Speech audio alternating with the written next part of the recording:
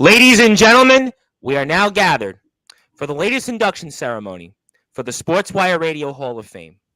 Our newest member of the Sportswire Radio Hall of Fame punched his ticket into history the old-fashioned way. For the past 5 years, he has given his hard-hitting analysis on all of the latest happenings in the world of Major League Baseball week after week, and along with showing his can-do spirit, selfless attitude, and dedication into improving the Sportswire radio brand to becoming a worldwide juggernaut that is heard all throughout the world.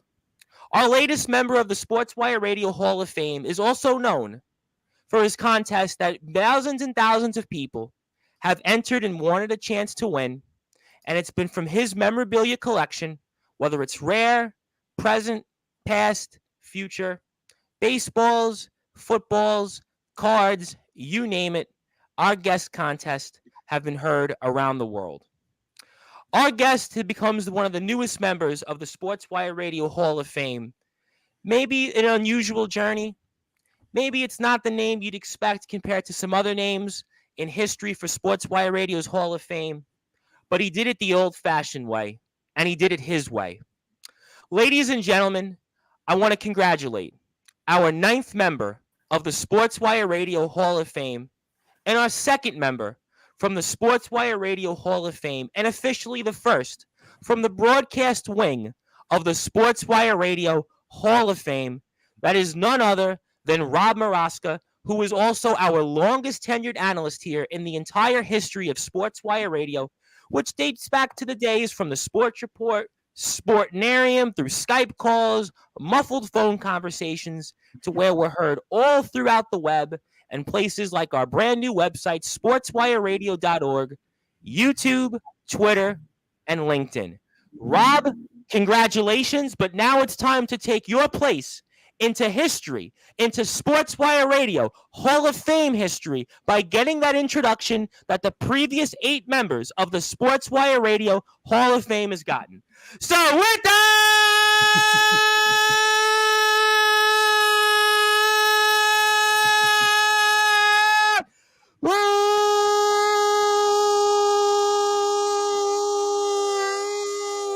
wait for it. Further ado here on the Sports Report.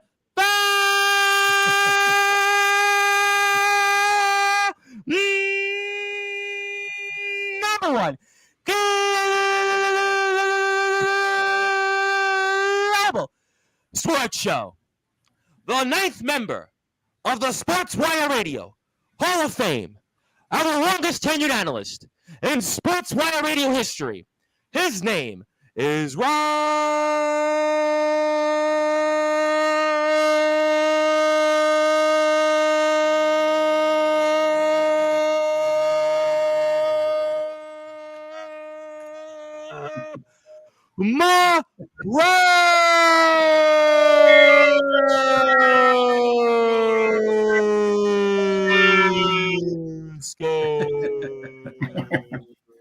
Nice. My friend, congratulations. Thanks, Tom. Nothing could beat that intro, that's for sure. I mean, that's No one of the great intros in sports radio anywhere. But thanks. It's an honor. I've been with you almost from day one. April 2019, officially in the Sportswire Radio history. We've gone back and looked at the tape, and your debut was April 2019. We started January the 25th, 2019 on SoundCloud.com. You can go check on the record for those archives. And certainly, again, your name is certainly going to be a usual one. Dean Allmark, R.P. Davis, Fletch, Josh Allen. Certainly, we'll see Jackson Law Sunday be inducted, and some other names that obviously Omen Black and Soldier GP also inducted into our Hall of Fame, Justin Parsley. But you definitely earned it for your, again, selfless attitude, can-do spirit, and dedication into growing the Sportswire Radio brand into what it is today, a worldwide juggernaut. Yeah, and you know what? It's been great. It's been great fun. I've gotten so much exposure from the radio show and the radio station. I mean, I've gotten to be a guest on other shows all over the country just because of our show. They heard me on our show and they invited me to be a guest, and it's been great, and I love it. It's just basically talking sports with my friends. That's all it is. That's what it feels like. And you know what? I'm honored. Thank you.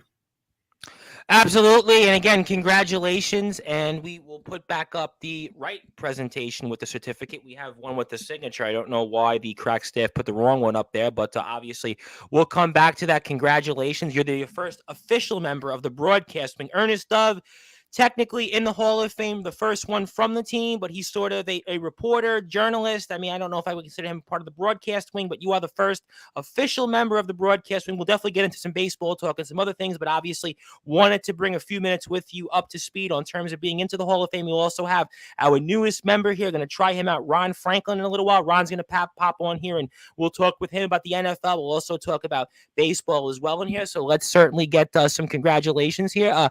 Member of the Hall of Fame going in the month of March. That would be Skulls the Soul Hunter. He makes his return to the ring. He says, hello, gentlemen.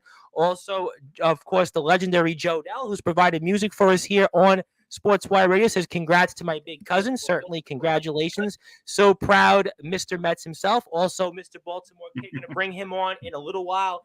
When we transfer over to football, we'll bring him on then. Obviously, I've only got so much time with you. I certainly want to talk some baseball with you. I know, obviously, a lot of news. You're the baseball guy here on Sportswire, so want to at least give you that opportunity. And yes, definitely Mr. Met, Rob Maraska, for sure.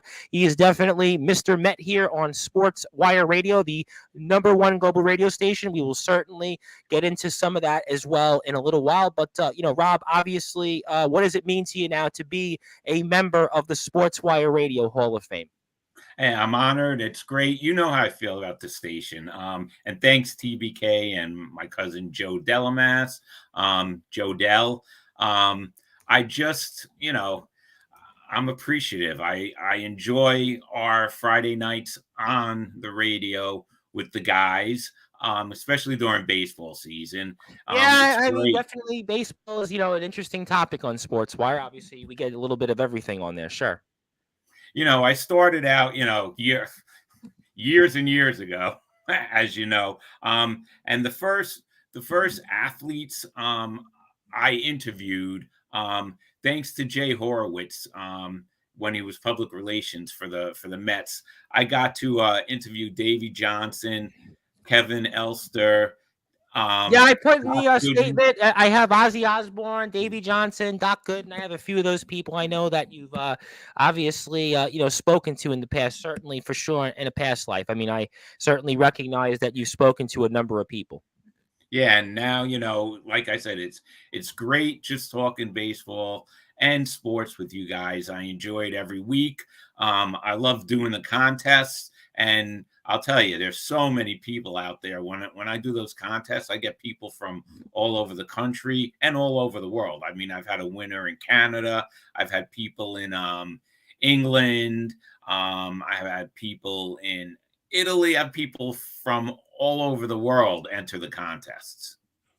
Well, that's certainly why, again, you've etched your name in history. You punched your ticket into the Hall of Fame. Again, it was an unusual route. Certainly, it's not the route taken by most of the people that will wind up being in this Hall of Fame. But obviously, we wanted to recognize your due, your abilities, your hard-hitting analysis, and your work into promoting the brand. I have no doubt that some other people on this screen will certainly take their place alongside you. But obviously, this was your moment, and we wanted to also present on the screen for those that are listening and watching on Sportswire Radio the actual certificate that is actual with my signature on it, the date that was certainly put on the Sportswire Radio brand. We've also put up your logo on the screen from the Sports Report Sportswire Radio days. We were sportnarium.com before we became into Sportswire Radio, so we've put that up there. And obviously, I've seen you've also cleaned up a little bit. You shaved, you cut your hair a little bit. So obviously, you knew this was a monument moment here for you in your life and your career. And again,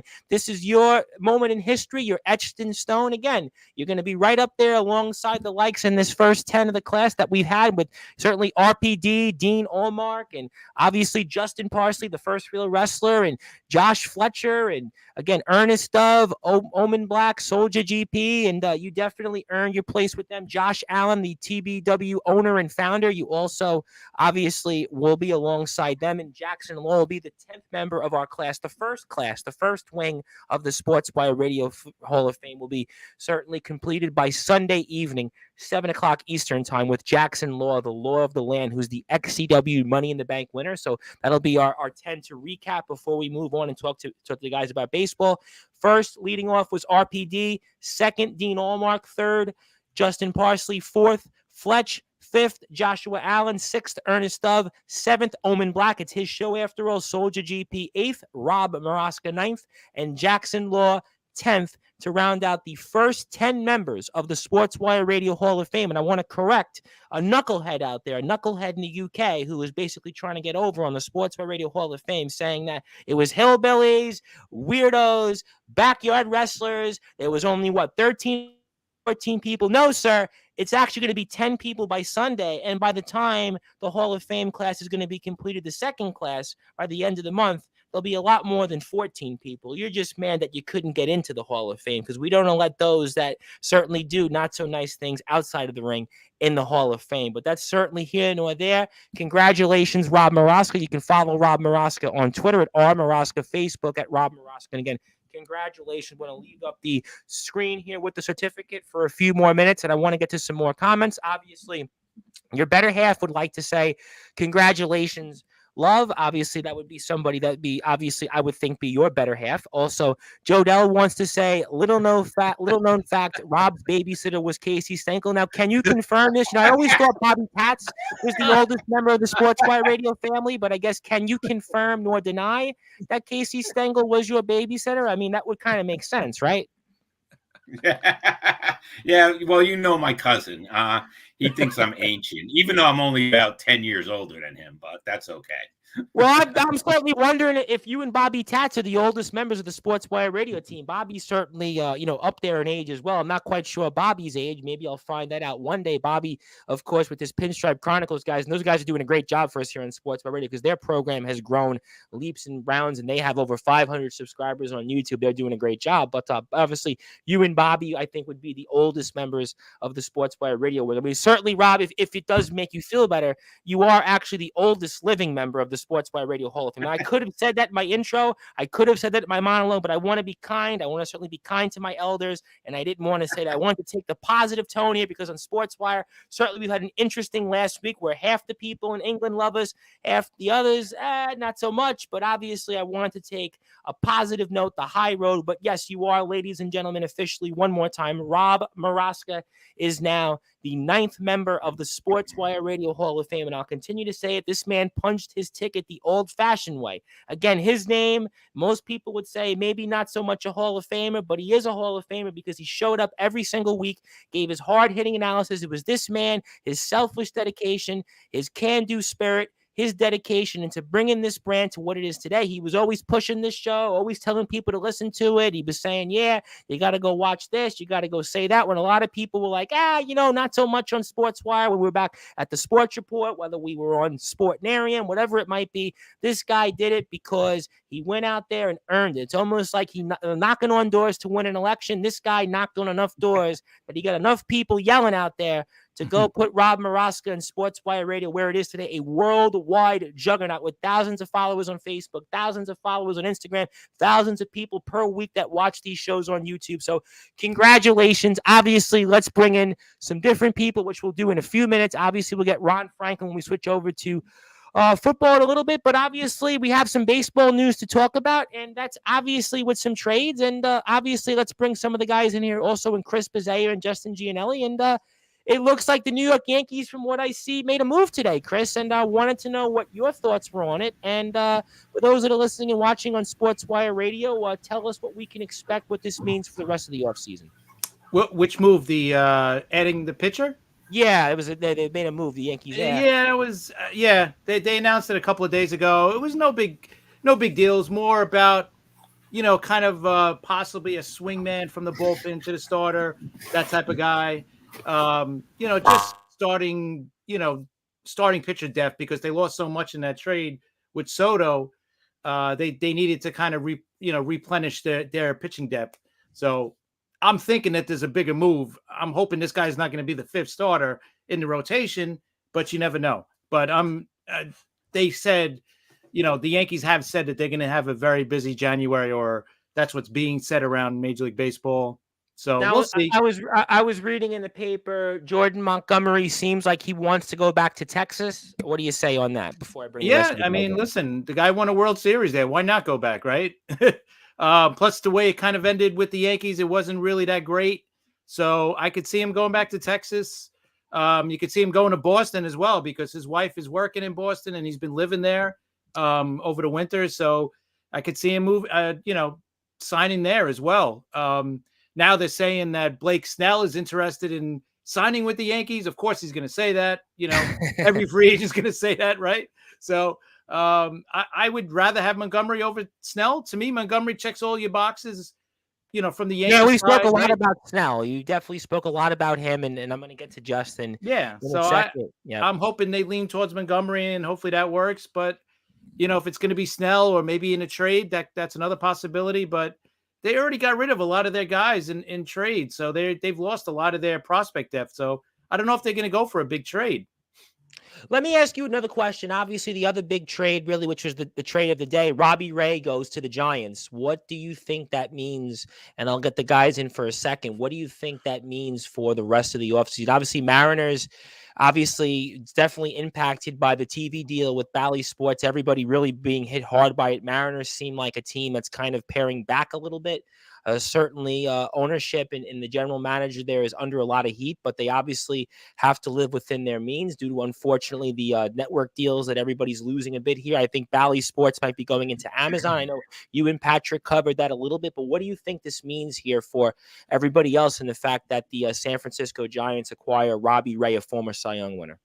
You know what? It makes more sense from the Giants side because they need pitching. So it kind of makes sense from their side, and they're getting rid of Haniger, who, the guy just gets hurt a lot. I mean, that's his biggest problem. And he's going back to Seattle with Desclafani, who's, he's like a swing man, fifth man, sixth man in your rotation. I mean, this is the third guy from their lineup the Mariners have traded or let go in free agency, right? Teoscar Hernandez, Suarez, the third baseman, and now this guy too. To me, it makes no sense because they need bats. They're going to need to, unless they're clearing room to sign a big bat or to trade for somebody. I don't know, because their pitching is solid. I didn't mind them getting rid of Robbie Ray, but for basically nothing, it seemed like it was a salary dump. But I don't know. Me and Patrick have been talking about it. Like we don't know what's going on with Seattle. It doesn't make any sense. Yeah, I mean, they've been the talk all throughout talk radio, whether it's going to be, what does this team do? Here's a team last year misses the postseason, the last day of the season. The year prior makes it the last day of the season. The year before that misses it on the last day of the season. Right. So they're almost destined. It's kind of weird because the Seahawks and the Mariners, the last few years, if you've they're noticed, like the same team. I was going to say I was like, did anybody not mention that these last few years? The Seahawks. And you would think the Mariners would be looking to add, to get better. To me, it looks like they're getting worse. I don't know. Yeah, and it's a big market there. Ownership's always had deep pockets. They've got a big ballpark. They just had the All-Star game there. You would think that that's certainly a franchise. It's not a small market team, but this Bally Sports, regional situation with going through bankruptcy, obviously is a big issue. And before I get to Justin, I want to say hello to Anthony Finkel. Anthony Finkel's got a brand new website, by the way, dph.nyc. dph.nyc will help you with your property needs. Also, when it comes to maintenance, trash removal, all different types of things. Obviously, we're getting ready for 2024. Maybe we're getting ready for a move. Maybe we're getting ready to go into somewhere else, maybe do some renovations. Anthony Finkel and DPH can have you served. They'll serve you here in the community. They're all throughout New York City, all throughout the tri-state area. They're partnered with many great people like HBO comes to mind. They're also handling a number of different properties. Certainly in Bay Ridge comes to mind. I know 72nd Street, they handle a property. A few properties downtown. Check them out, dph.nyc. Anthony Finkel and DPH. Make sure you check them out. They've always been friends of the show. They're also local guys here from Ditmas Park. We want to support those who support us. Anthony, always been a big time supporter of us here. Another guy pretty much who's been on Sportswire in the past when we were the Sports Report back on those days of Skype and muffled phone calls. And he's another guy that certainly, believed in us and believed in the platform. And it's because of guys like Anthony Finkel that we're here. So definitely big shout out to him. And again, DPH.NYC for all of your removal needs. Again, whether it's trash, whether it's property, whether it's renovations, whatever it might be, there is no job that is too small for these guys. They can handle almost anything. Go out there and make sure you support them. Justin, I want to say hello to you before I bring on Rob Maraska because he's had enough of the show so far. But, Justin, we're having a little fun. But, Justin, what do you think here? Giants acquire Robbie Ray. Obviously, we know he's coming off Tommy John. We won't see him probably till the second half of the year. Mitch Haniger, again, another big disappointment. He goes to the trade also for San Francisco. San Francisco, I guess, maybe this was their fish that they kind of acquired, maybe you think? I mean, what do you think here? It seems like one team is kind of paring back a bit, and certainly Seattle, and another team in San Francisco seems to be desperate to kind of get over the finish line here and return to the postseason after these last 2 years where they were pretty much the definition of mediocrity.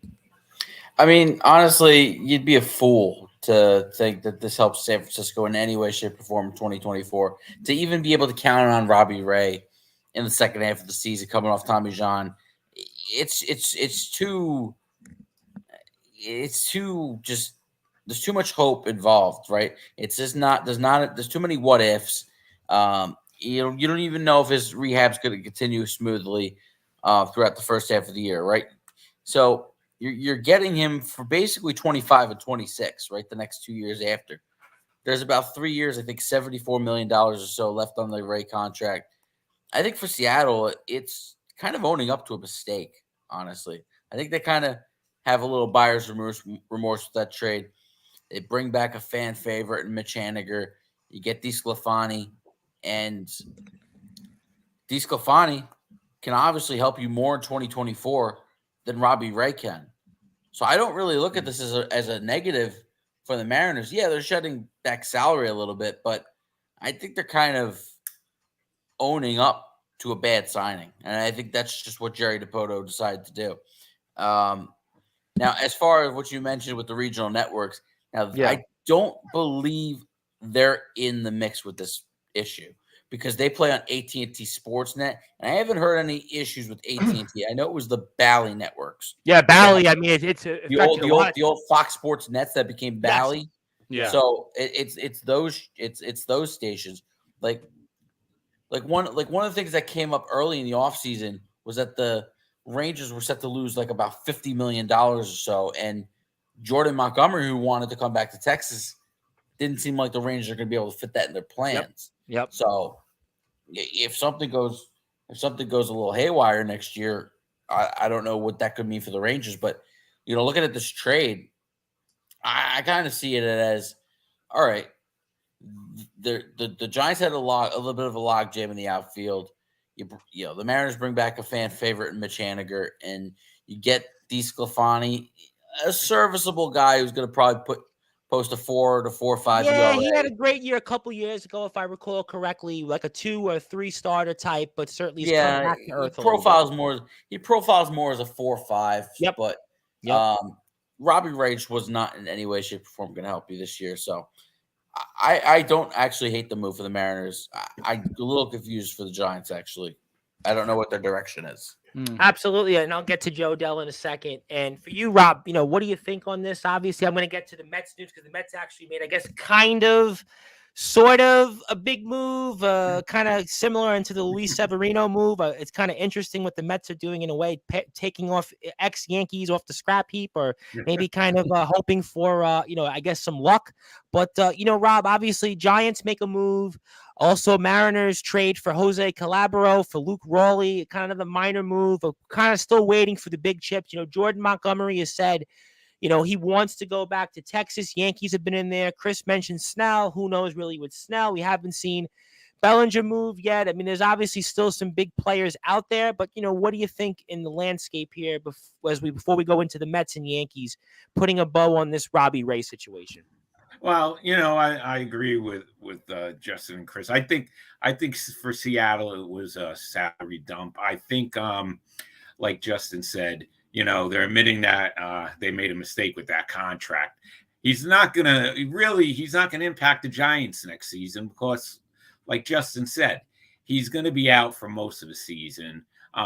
So it's just for the 25 and 26 season, I Oh, you're guess. And looking we'll have at to it. Maybe if you're lucky, listen. If you're lucky and you're in contention, maybe he comes back, gives you 2 months worth of starts. Maybe that's your hope. I guess. I mean, maybe that's just. I guess what you're looking at it. But yeah, I mean, obviously, And you got to it's remember, not. Seattle sent them money Yep. in that Yeah, deal to help pay for the that's deal. true. And also, not that I think he's going to opt out, but he does have an opt out after 2024. So That's true. You're right. They did send some money, but we'll just have to see. You never know what happens to a guy after that surgery. Anyway, you don't know. You don't know how they're going to pitch. Yeah, I You mean, don't know when certainly, they're going to come back. it's a big thing. Let me ask you guys a general question real quick as we're speaking all things related to the world of Major League Baseball with our guys here. Chris Pizzea. Chris is doing a great job for us here for the Liftoff Jets and the Talking Rivals, and I'm sure he'll be joining us real soon in that broadcast wing of the Sportswire Radio Hall of Fame. Mic drop there. Uh-oh.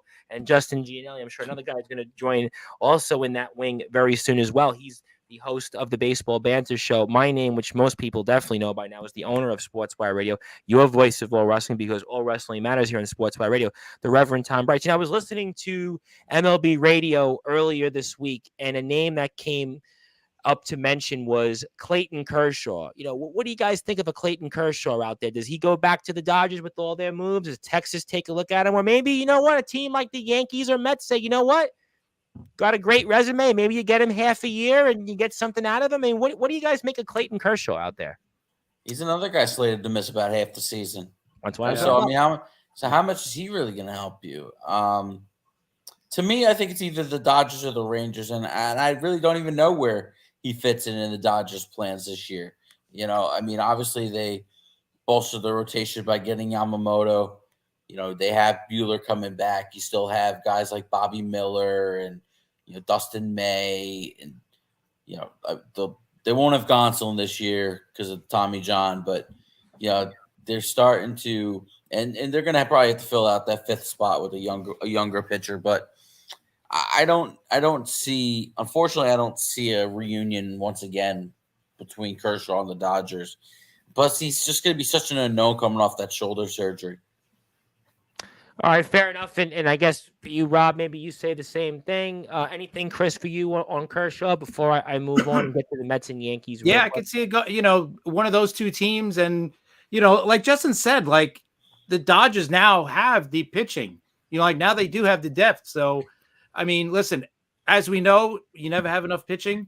So maybe come July, they might have a couple of guys down. You don't know how. Buehler's going to come back. Maybe he doesn't come back 100%. So maybe he does go. I can't see him in any other uniform, but, we've said that about other guys and they go to another team. So anything is possible. Hey, listen, when for the hockey fans, when Martin Brodeur ended his career with the St. Louis Blues, I mean, that was a little weird. I mean, yeah, that you go down the line, right? You'd appreciate that. Yeah, I mean, unfortunately, in sports, Brian Leach, I think, ended his career with the Bruins. I think, if I'm not mistaken. I mean, just unfortunately, you see it in sports. I mean, Willie Mays for Robin Ross, because he was around. Obviously, he remembers it like yesterday. He ended his career as a Met. I mean, unfortunately, there are players that end their careers in places that they should not have ended it. But we'll see about Clayton Kershaw. He will go into the Hall of Fame for sure. And before I get into the Mets and Yankees, Joe Dell, of course, wants to say from Sleepy Hollow, also does some work with the Heavy Metal Hall of Fame. I remember the old days when it was only audio and I listened while eating my breakfast. Always dug the show, guys. Yep, I really appreciate that, Joe. It's guys like you, guys like Anthony Finkel that have been with the show, for a long time, listening to the platform. When we were on SoundCloud.com, and we moved, to the British station at the time, Sportnarium.com. Everybody used to complain, oh, it's a long name. I can't pronunciate it. I can't type it in. And we've obviously grown where we're visual. You can see us on YouTube. We were actually doing the shows live, I think, via audio for a little while. We were doing them on Zoom. We put them on the radio link, and people would still say then, oh, I can't find you. How do I spell Sportnarium? But, obviously now we've grown into where we have the brand new website, sportswireradio.org. We have our YouTube page, have a lot of new subscribers subscribers of late on YouTube. You can watch all of our shows there. Also, we have our blog where we wrote up about Rob Morosco. We wrote about him and obviously him being inducted into the Sportswire Radio Hall of Fame. There at tumblr.com at Sportswire Radio. And you can check us out there in the link below for all of our past, present, and future shows on YouTube. So obviously, let's get into it because I know, Rob, I've only got you for X amount of time, and I got to move over to football because I got Ron Franklin, I got TBK coming. There's a lot in football I want to talk about tonight. I'm actually ready to go. Chris Pizzea, I am Justin Gianelli. I've got all my stuff down for football. I've listened to so much football talk the last 4 days. I feel like I'm back in when I was taking criminal justice and law, and I was trying to remember all that stuff in my head and cram it in, and I still didn't care much for it. But the good news is I like football a lot more than I like being in school because that's why I'm here on Sportswire Radio where all wrestling matters. But Rob Morosco, the New York Mets seem like they're 2 for 2 in New York Yankee reclamation projects because not only it's Luis Severino, it's Harrison Bader, a local guy. And, obviously for a week or 2 years ago, he looked like he was going to be a guy for a long time we'd see out there in the Bronx. But the Mets are getting him, which is a little bit closer to where we grew up. And it's a 1-year deal. And it's one of these, let's see what happens for both parties. And, what do you make of the move? Yeah, it's, you know what, I'm not going to complain about it. Let's see what happens. It still seems like, are the Mets punting the 2024 season? That's been the big talk all on, MLB radio. If you guys listen to it on Sirius XM, that's the talk. Are the Mets kind of punting this season away? I mean, I'll let Justin talk about it in a second, but, it's a fair point. Yeah, it's like, because everything's a 1-year deal with this one and all, like you said, ex-Yankees, I don't know what's going on. And then, of course, Carlos Mendoza, Yankees. I don't know what's going on. I mean, I remember when George Steinbrenner used to take ex-Mets like Cone, Strawberry, Gooden, and sign them. But what's going on Robin with the Mets? Ventura, right? Didn't he go to the Yankees right after Robin the Mets? Ventura, yep. And the David was that a was great. Yeah, that was a three-team trade, right? Wasn't David Justice a part of that trade also, right? It was a 3-player trade. I mean, yes, Justice went to the Mets and then got immediately flipped in in a separate trade. Yeah, to Oakland, right? Wasn't to Oakland? I think he went to Oakland, Justice. Yeah. The Mets and Yankees don't do business with each other usually. That's why it's kind of weird here. It's like the Islanders and Rangers in hockey. The Islanders and Rangers never really do any business with each other. No. But, it's weird here. And Bader, 1 year, $10.5 million. I mean, I guess in this day and age, $10.5 million is a low risk. But, anything else to say on it, Rob, before I get to Chris and Justin and kind of take their side on it almost and see what they think? Well, Alonso's happy to be playing with Bader, who was on his college team. So there's one guy who's happy. We'll just have to see it's 1 year. The Mets are signing all these 1-year contracts. So that's why I'm saying it looks like 2024 is probably going to be a punt. But you don't have any faith in the fact that maybe Severino gives us half of what he had a couple of years ago when he won 19 games. Bader, maybe he's got something to play for, something to prove. He's got maybe one more shot at a big contract. He turns 30 this year. Maybe he gives you something from what you saw 3-4 years ago from. You don't have any faith that maybe, just to play devil's advocate before I get to these guys and their take, that he could bounce back a little bit now? No, yeah, I do have a little confidence. I think the Mets are going to be decent. And Severino, I like that move because who knows? He might, even if he's 3/4 of the pitcher that he was or half the pitcher, that'll be good. What else do they have going for them right now? It's just like I think 2025 is going to be the season that the Mets are shooting for, but they're going to be competitive in 2024.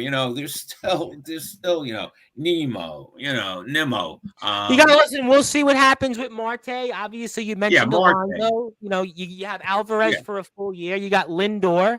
I mean, so offensively, there's going to be players that, you're counting on, and we'll see if they can bounce back a little bit. Justin, before I get to Chris, do you like the move? Harrison Bader, 1 year, $10.5 million. We saw him toward the end of the season with the Reds. He actually played in that last series that the Reds and Mets had, I think the second to last series of the year. And, obviously, he's a local guy, so maybe That's another reason why to bring him in. Certainly Alonso's a part of it. But, the guy's, he's had some moments in his career, not exactly a power bat, I would say. But, maybe he's a guy who got something to play for, something to prove. Maybe if he comes here and gives us 260, 270, kind of his norms when he's been healthy, and gives us maybe double digits in home runs and be, maybe a guy that can add something for us. I mean, do you like the move, dislike it? What do you think about the move? I mean, look, as Pete Alonso said, the Diesel Bros are back. Listen, one thing that we have learned in the first couple of months with David Stearns on the job is he's prioritizing defense. And, the Mets defensive outfield takes an immediate improvement, an immediate step up. And I don't, if you're checking out the highlights from the Dominican Winter League, you see Starling Marte out there. And if the Mets can get anything close to resembling the 2022 Starling Marte, I mean, it was night and day, the offense with Marte in the lineup, without Marte in the lineup that year. Like, remember when he went out of the lineup in September, the lineup started falling apart. Last year, he was still not himself, and the lineup struggled the entire year. So Marte is arguably the catalyst in this lineup, even though, a guy like Nimmo is the leadoff hitter. But you also improve the defense because how good Harrison Bader is in center field. So if you're playing Bader in center field, you're going to have Sorry, Rob, I took it off at this point. I mean, people know you're going to have Brandon Nimmo shift over to left field. You got Marte and right.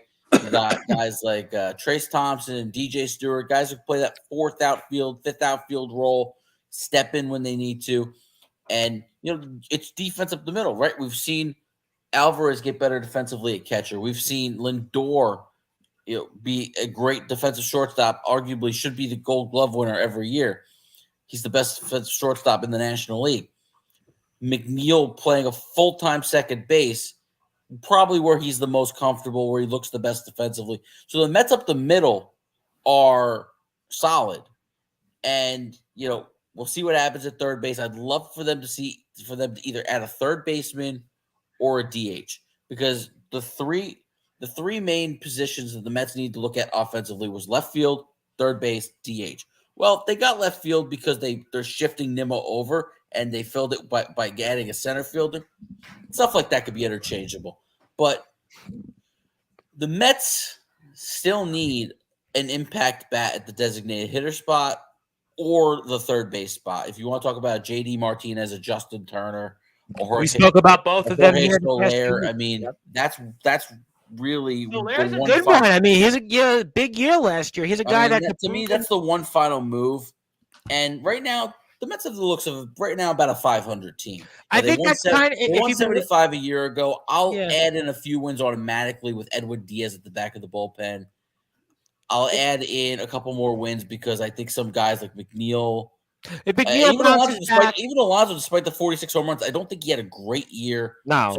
So out a full year of Alvarez. So guys like that, I could project this team right now as a 500 team. Now they got to get starting pitching. I agreed on that. Yeah. Where they go for the starting pitching, I don't know. They thought they were interested in Giolito. He goes to the Red Sox. You spoke about that last week for a crazy price. Yeah, I had him like the $19.5 million for him per year for 2 years. Patrick and Chris talked about it on their show. The Red Sox have spent like no money. They've spent literally no money. They signed Giolito, but then they traded Chris Sale to the Braves. And then he turned around and signed a 2-year extension onto his contract. It was a 2-year, $39 million deal, something like that. But listen, the Mets right now, they need to figure out their pitching.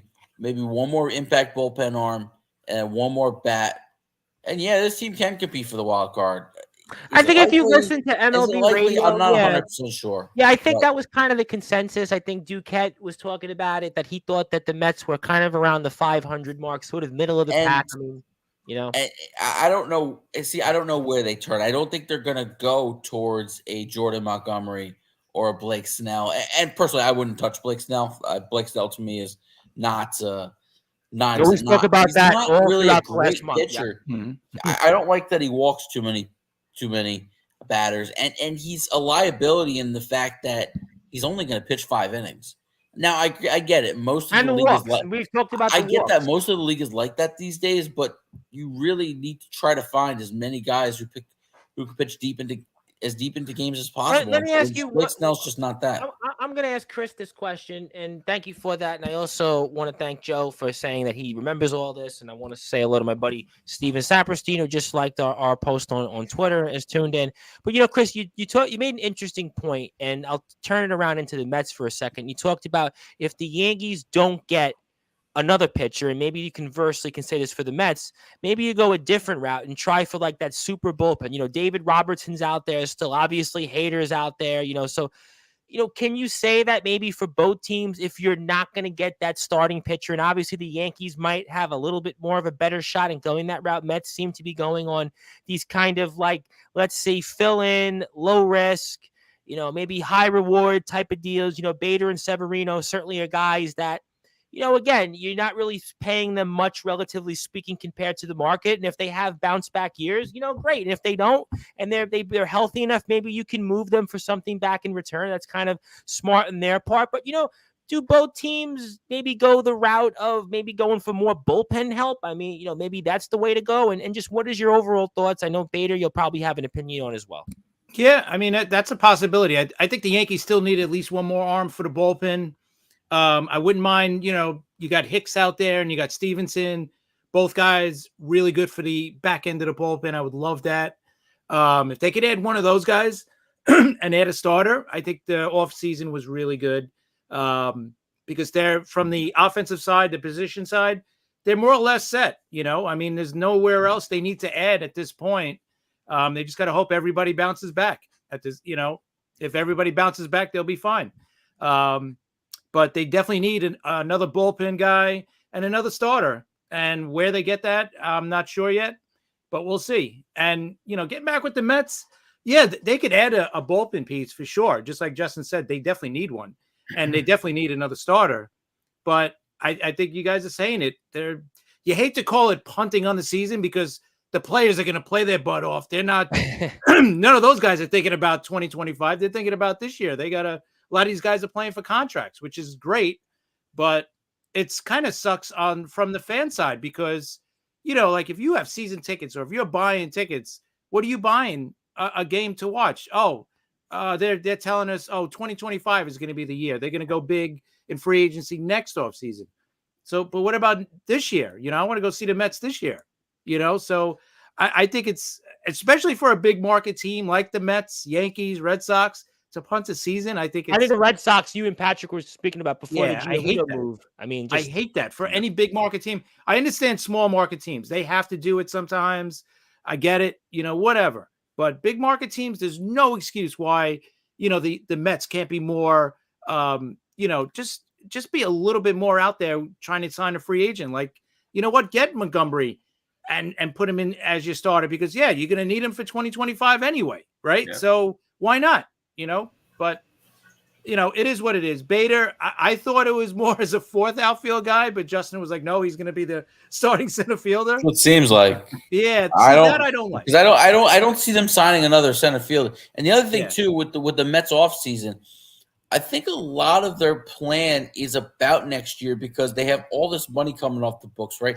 The Verlander money basically off the books, the Scherzer money for sure off the books. All these contracts come off the books. The Mets, as of now, only have like a payroll of like $125 million for 2025. Now, obviously, there are guys who are pre-arbitration. That's below the average. I mean, they got but listen, they got plenty of guys like Alvarez and Mauricio that are pre-arbitration or arbitration eligible. That'll kick up to close to $200 million. But sure. Steve Cohen is going to gear up for the pitching next season, where Max Fried's a free agent, Zach Wheeler's a free agent. Hell, it's a new ownership, new regime. Would Zach Wheeler want to come home next year? Yeah, that was a topic that came up there. But I was wondering a couple of things. Juan Soto's a free agent. And a few other news and notes I want to talk about real quick before we move off topic. Obviously, Rob, I know you're obviously here for a short amount of time. We're going to go to football in about 5 or 10 minutes. We'll bring on Ron Franklin, and TBK. But Michael Brantley announces his retirement. Any thoughts for you guys on him? Obviously, distinguished career, certainly ends here, and was certainly a big bat for a long time, and played for a number of teams, and was, really a valuable bat for a lot of teams, a lot of good teams he played for over the years. Any thoughts on Michael Brantley announcing his retirement? I think the biggest problem with him was, he got injured a lot, with the shoulder. Yeah. Before he first hurt it, this guy was like basically a 285, 300 hitter. And this guy would have been kind of like a Garrett Anderson, hits, almost 2,500. Yep. If this guy played injury free, you might be talking about him 2,500 hits, 2,800 hits. Garrett Anderson, that was exactly what Garrett Anderson was. Good, basically solid professional hitter. It's a shame. It really is a shame. A guy that good just got hit too much with injuries. But you know what? The guy found a good landing spot with the Astros. Right, he won a couple World Series there. Good for him. He had a really nice career. Just cut short because of injuries. Yeah. Again, jump in. No, I was just going to say what Chris said. Yeah, he had a nice career. Could have been better. Too many injuries. But, at least he got to play with the Astros. And, he had some World Series wins. So, good career. Any thoughts on it, Justin, with Brantley? Obviously, again, Brantley certainly, was a good player for a long time. Obviously not a Hall of Famer. But, we'll end with, with the World Series and, close to a 300 batting average, 5 All-Star games. Nice career. Obviously could have been more, but announces his retirement here at the age of 36. I mean, and honestly, Chris said it best. I mean, he might have been much closer to the Hall of Fame conversation than we might imagine if not for the injuries. Just a really good career. A guy who won 2 World Series, obviously played in a couple more with, played another one with the Astros. Also played in one with the Cleveland Indians in 2016. Obviously, number of postseason runs for both the Indians and the Astros. I mean, he was an incredibly clutch player. Played a lot of playoffs. Was a big a lot of playoff moments for Brantley. A guy you could count on when you needed him. It's just a shame that he could go down as a what if kind of guy, because just a real professional ball player, real good dude. I wish him the best in retirement. But dude had a solid career. No question about that. And Joe wants to say, which I lost my mouse because I clearly can't see. Joe wants to say, congratulations, Rob. Absolutely. Happy New Year's, guys. Yes, we definitely kicked off the new year correctly. And one more time, Rob Maraska, our longest tenured analyst in the Sportswire Radio history, is the 9th member of the Sportswire Radio Hall of Fame. And our 10th member is be inducted Sunday night, 7 o'clock Eastern Time. Jackson Law of XCW, the 2023 Money in the Bank winners, competed in 26 promotions, 8 states, and been over 40 championships. He's won. He's number 10. Rob is number 9, and he's the first member of the broadcast wing of the Sportswire Radio Hall of Fame. But last thing I want to ask you guys on the Hall of Fame tracking, Joe Mauer seems to still be over this 75%. Billy Wagner's just over it. And, any other thoughts? I know, Rob, you haven't been here in a while, but anything else you guys want to talk about on that before we let Rob move on and go into football? I think Mahor, and we know he's going to get in. I mean, that's how I feel, and I'm glad that Wagner's over now. So gonna be close, though. We don't know who the people are. On didn't hold their vote. Come down usually at the end. So yeah, so Wagner is. I think he's on the edge still. I think Justin talked about it last week too. He's on the border. He's still on the border, Wagner. Which I hope he gets in, and I'll be happy to see that. So let's hope that he gets in. He deserves it. Absolutely. And Todd Helton looks like he's tracking over the 75% threshold. We spoke about him like a dead horse. And Sheffield is close too, isn't he? Sheffield right now is on the border. So so I mentioned this guy last week. His name's Ryan Thibodeau, at Not Mr. Tibbs on Twitter. This was from 14 hours ago. With 122 ballots revealed, or approximately 31.8%. Yep, I see. I got it right in front of me. Thank you to the crack staff. Yep. Beltray 98.4, Helton 82, Mauer 82, Wagner 80.2, and Sheffield at 75.4. So Sheffield's really right now teetering. He's not going to make it because there's still almost 70% of the votes. Right, and we know that's probably the old guard who's holding their ballot to make sure that this guy doesn't get in. That's why I even say never tested positive, Sheffield. I will say Mauer is trending more favorably than I expected. I think he's we getting all a were lot. surprised about him. Joe Mauer But I I getting thought a he was lot the of first going- traction. ballot. I'll be honest. What's that? I always thought he was the first ballot. Well, Me you know too. what? You know what? It right now seems like he's trending that way. Well, I mean, again, I think the body, for a 5 or 6 year period, definitely Mauer was a hell of a player. Won 3 batting titles. I think he won an MVP. I mean, he As a catch, definitely. that's big to win a batting title. Yeah, I And you think win he it hit for- what There's a- 360. I mean, listen, Mauer, the power is not there, but the overall body of work is pretty good. I think we spoke about Helton like a dead horse. Yeah, Sheffield, I don't think is going to make it. I hate to be the bearer of bad news. I'm surprised though. Chase Utley's 42.6%. I'm sorry to say it, but I am I don't think really they like shocked. second basemen. Jeff Kent should be in the Hall of Fame. Like, But- why isn't Jeff Well, Kent? you And posted It's it a on Twitter. disgrace. And Rob Listen, and Rob would tell me, right? Bobby Grich. Why isn't Bobby Grich in the Hall of Listen, Fame? but you posted Yeah. it on Twitter. Chris Pizzea, you posted it on Twitter, which I was watching it. And I That's think I right. might have shared it or liked it. Is that, listen, Jeff Kent, to me, should be no brainer. He had a far better career than Utley, and Utley's at 42.6. I'm not saying Utley gets in, but like my eye test was like Utley was one of those good to very good players, not a Hall of Right. Famer. And how is it that he's got a higher percentage than Bobby Abreu and Jimmy Rollins, his former teammates, if we're going to go down that road? That's what I'm surprised. Because- I wonder The- if his bad slide against the Mets for you guys. I wonder if that turned a lot of these voters around on him. Like, oh, this guy's a dirty player. I don't want to. I won't vote. I for never, him. you know what? I never liked Utley before that. After Yeah. that, never. Yeah.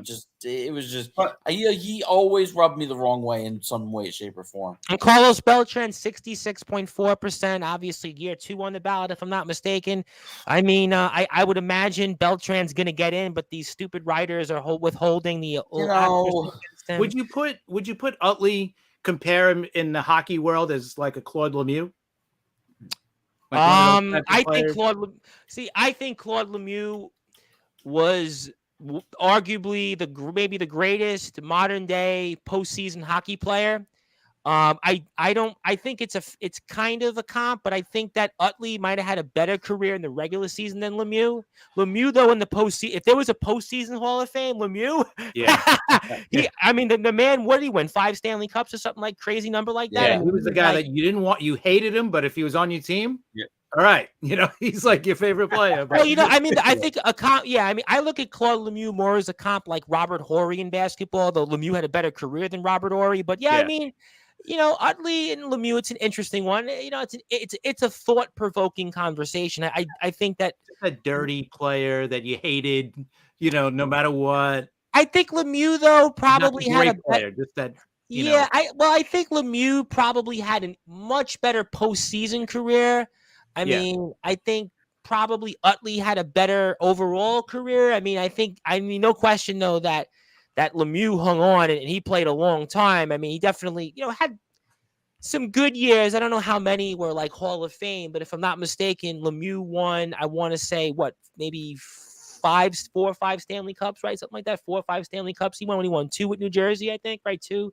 I want to say maybe one with New Jersey or 1 with Colorado and 1 with Montreal, something like that. So I mean, something like that.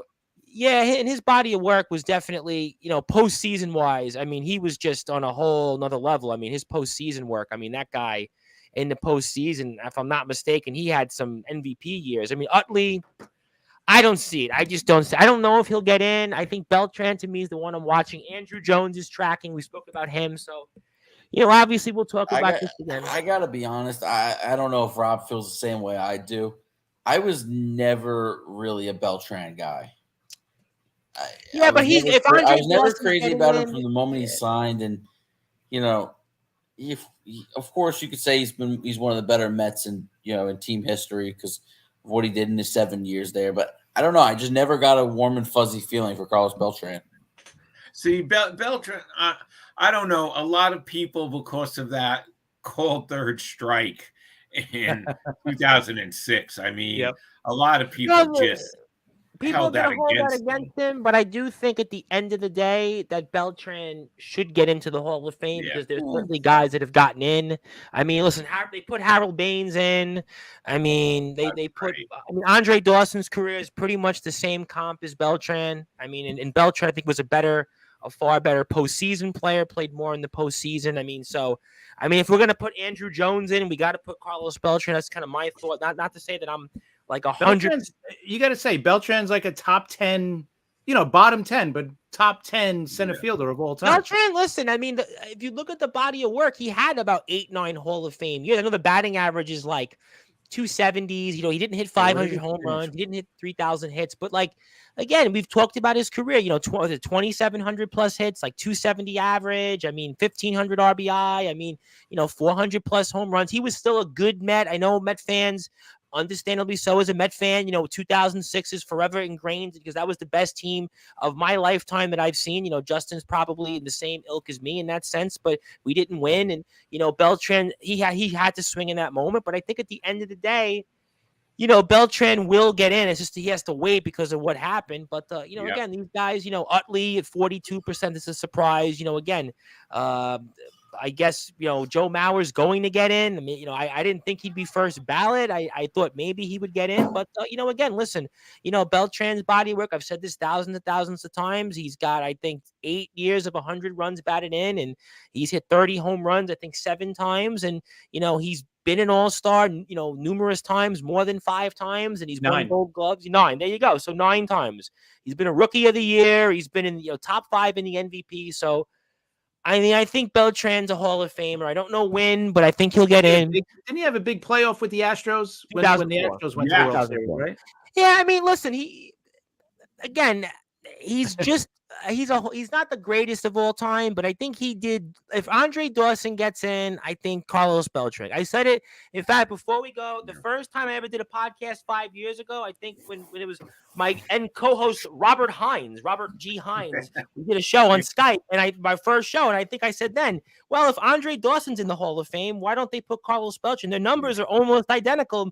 Beltran probably has a little bit more in terms of total hits and maybe runs batted in, but they're pretty much identical numbers. And if he's in, I think that obviously again that Beltran will get in. But Beltran, certainly definitely wasn't also what another guy you compare him to is Duke Snider. I know it's different eras, but his numbers are pretty they're right there. They're actually better than Duke Snider. But I'm not saying Duke Snider's not a Hall of Famer, but well, Duke Snider, if I would say off the top, because obviously, I mean, I'm not as old as Rob and Bobby Tats, but I mean, I didn't see Duke Snider play. Well, I didn't know, but I mean, I was waiting for that. One thing, Rob, what do you think about Duke Snider? Well, I would say this probably just shooting the breeze. I mean, Duke Snider though probably had like a 7 or 8 year run where he averaged like. You looked at him, probably in the 1950s, he was right up there with Mantle and Mays, and probably in that era. That's kind of why he's a Hall of Famer. Maybe the stat-wise, you look at it. But again, to me, listen, everybody says Dick Allen should be in the Hall of Fame. I mean, Dick Allen played, 10 years, 11 years, and then basically went off into the sunset, but he didn't get in. I mean, that's a guy, to me, Dick Allen is an obvious misnomer. And, but we'll have to see. Going to move on to football. Going to move on with a couple of new guys here and old familiar faces. Rob, going to give you the floor. Going to give you some closing thoughts. Obviously, congratulations again on this historic day for you. You're the 9th member of the Sportswire Radio Hall of Fame, and certainly looking forward to having you back on next week. And obviously, this is your moment, so you can say anything that you want. The floor is yours, my friend, and fire away. Thanks again, Tom. It's an honor to be in the Sportswire Hall of Fame, and I appreciate it, and I enjoyed tonight's show. Thanks, guys. Thanks for everything. I just want to say something really quick about Jeff Kent.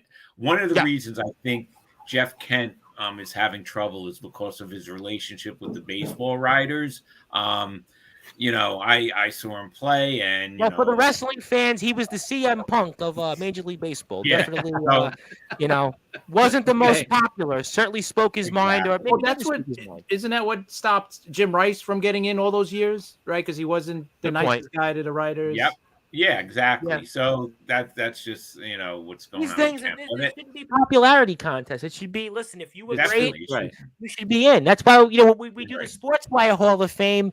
The selection committee, it's basically, it's a unanimous decision. When we do the Sportswire Hall of Fame, it's unanimous. I mean, we make sure it's 100%. There's no I had to think about it. Well, no, it's unanimous. The selection committee on Sportswire, it's unanimous. So it's basically, you get in, you get 100% of the vote. I mean, so basically you're unopposed. Can't beat that. Well, that's why Anyway, we do it on Sportswire. Yep. Anyway, thanks again, Tom. Thanks again, guys, and I'll catch you guys next week. All right, that was Rob Moroska here, our longest tenured analyst. One more time, we'll pull it up on that screen. The 9th member of the Sportswire Radio Hall of Fame. That's why you can see it one more time, and we're going to certainly thank Rob for his support. We'll see you next week. Congratulations, enjoy. I'm going to bring on here somebody else, a new member of the team. We saw him at the backstage before we went on the air. That is Mr. Ron Franklin. Ron's got his Green Bay Packers gear on, and also joined here with us from the Baltimore Ravens side of it. Also, he's back now with the Be More Talkative podcast. That is Mr. TBK. So I look at it like this. We had Brad Weiss, but we went 2 for 1. I got Ron Franklin and I got TBK. I got a 2-for-1 deal. So if Brad Weiss doesn't want to talk, I got 2 guys that will talk and will come on the show. And that's Ron Franklin. Obviously, Ron and TBK know each other very well. But guys, how you doing? And good to be with you once again. And nice to meet you here live on the first time you're here with us. And looking forward to talking some football here over the next hour and a half. So how you doing, Ron? Pretty good. Hard day at work today. You know, representing Green Bay every day, but well, you're going to be representing them tonight because you're going to be talking about them, I'm sure, because we're going to definitely talk about some different games here. TBK, obviously good to be with you. TBK was back with us on some of the wrestling shows that people are still talking about on Sportswire. So obviously good to see you once again. Good to see that the Be More Talkative podcast is back up and running once again. But obviously we'll go into games in a few minutes. There's a few games that mean nothing, so we won't mention those games. But obviously some storylines here real quick for you guys. I'll throw it out there. Black Monday is coming Monday, and I'm wondering what coaches are on the chopping block. I would think off the bat, Ron Rivera in Washington's on the chopping block. Depending on what happens on Sunday, Arthur Smith might be vulnerable. I would think Arthur Smith's in trouble. Certainly Matt Eberflus in Chicago is off the chopping block probably. Yeah. And then obviously the big one, which everybody wants to know about, Bill Belichick and certainly New England. Where does he go from there? I hear mixed things. And, maybe a faint possibility of Dennis Smith in New Orleans, even though the Saints are playing well and could certainly make the postseason. I don't wish certainly ill will on anybody, but any of those names, and one more name I'll throw out there, which I think is really dependent on some guy, Jim Harbaugh. You guys have heard of him, right? Is Antonio Pierce in Las Vegas really shouldn't be on the chopping block, but would like to see him get the job, but he's definitely on the fence. So for you guys out there, any names I'm missing or any of those guys you think are safe or not safe or anything else you guys want to add? I think one name, I think it's unlikely because I don't see them losing tomorrow on Sunday. But call me nuts. If the Panthers find a way to beat the Buccaneers, I could see them firing Todd Bowles. The Bucs, yeah, I've spoken about the Bucs and Bowles. Yeah, I mean, if they lose on Sunday, if they lose to the Panthers, I mean, yeah, that's a maybe. Bowles has obviously had a mixed record at best since he's gotten the job, and even with the Jets, we know that. I mean, okay, Bowles is a good one. As a name. What about if Dallas is a one and done in the playoffs? McCarthy? Yeah. What do you guys think? I think it's one and done. Because I think if he wins a playoff game and then loses to, say, San Fran in the next round, I think if he wins one game, I think he comes back. I think if he wins one. Well, here's the thing. Would Jim Harbaugh go on Dallas? You stole my thunder. I think Jim that Harbaugh would he go there though? And listen, we know that $15 million is on the table. He hasn't signed that deal. Jerry Jones might give him $20 million. He might be crazy enough to give him a $20 million deal. We know Harbaugh hasn't signed the deal. I don't know. I think Vegas makes sense. Very interesting. The other Dallas? You don't think? Wait. You don't think that Harbaugh and Dallas? No. Why not? Tell me why. And I think Jerry Jones wants to be like. Just why did he get rid of Jimmy Johnson back in the day? Power struggle. Yeah. But you're actually right. Jim Harbaugh's going to want a lot of power. Not necessarily the GM title, but he's going to want a lot of say in the roster. And and we know how Jerry Jones runs things telling him Dallas. what to do. Hey, maybe you should Harbaugh, Las get out of Vegas, here. nowhere. So you think it's Harbaugh, Las Vegas, nowhere else? Not, let's say, New Orleans, where you have an easier path to win your division. If Smith... No, and it's unfair. It's going to be unfair to him. but it's Chicago. Like, and I hate saying this because I think Eberflus deserves a third year, but if they win, Ron, That's a great situation when you I think hate about to it. tell you, Ron, he if the wants the Bears Bears win job, but Sunday, if the Bears he win wants Sunday, Caleb Williams. yeah. Well, I Well, don't know how you're not enticing him to come. if the Bears win Sunday, Eberflus is going nowhere. I hate to tell you that, Ron. I know you're Packers all the way, but you know. If the Bears beat us, I'm pretty sure Joe Barry is going to be either gone anyway because everyone's on the fire Joe Barry trend right now. But our D line did look better last week. But if we lose to Chicago after this long time of dominating them or beating them, Joe Barry's definitely out the door once the season's Well, over because it's because the if we last 2 lose, years, you get eliminated in the postseason, on the last that day at too. home. It's a fair point. Let me get to some comments here, and I'll say hello to some of the other guys here. Carlos Chavez, how you doing, Carlos? Not Bowles just yet. That defense is on the up. McCarthy should quit if they do not win. That's a lot of pressure for that erratic ownership. Yeah.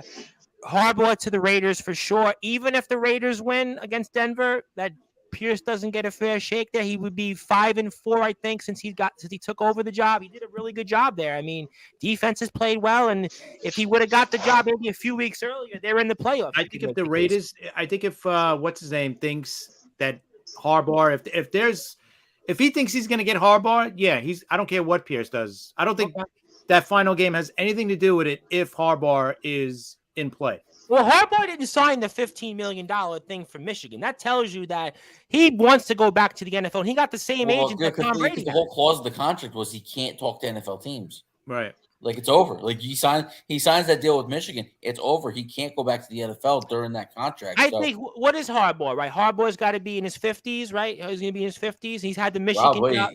Yeah, maybe it was like 15 years ago. He was the Stanford head coach. He got and he got the 49ers job. He's been at Michigan for a while now. And he's had the Michigan job now for what? Going on 6 years? 7 years? A little longer, maybe. But okay, so the point is that this might be his path to go one more time into the NFL. And this is quite the distraction, too, with the national championship game coming up on Monday against Washington. So, it's really quite the distraction for the players and the rest of the coaching staff because there's a lot of things that are in flux right now. All right, let me get to some more comments here. Before 60, actually, right before Christmas. Okay, there you go. That was my point. I was wondering the age because I would think this is your last path to have a viable long run in the NFL, kind of like a Pete Carroll years ago. Obviously, different circumstance, but that's kind of what I thought.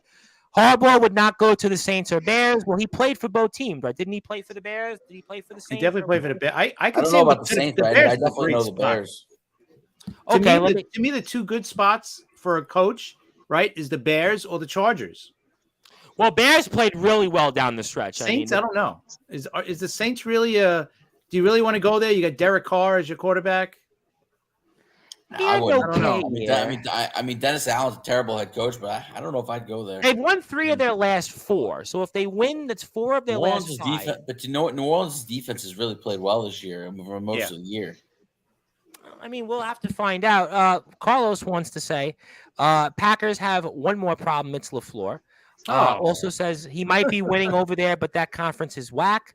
And Harbaugh is done with the NCAA and those pacifists. Well, that's his opinion. I don't know enough about pacifists or not, but I do know that Harbaugh could be trouble. So to put a bow on that, there's no other coaches. Ron Rivera is definitely out the door. He's out the door in Washington. Yep. Yeah, I think so. And Bill Belichick, does he get one more reprieve, Bill Belichick?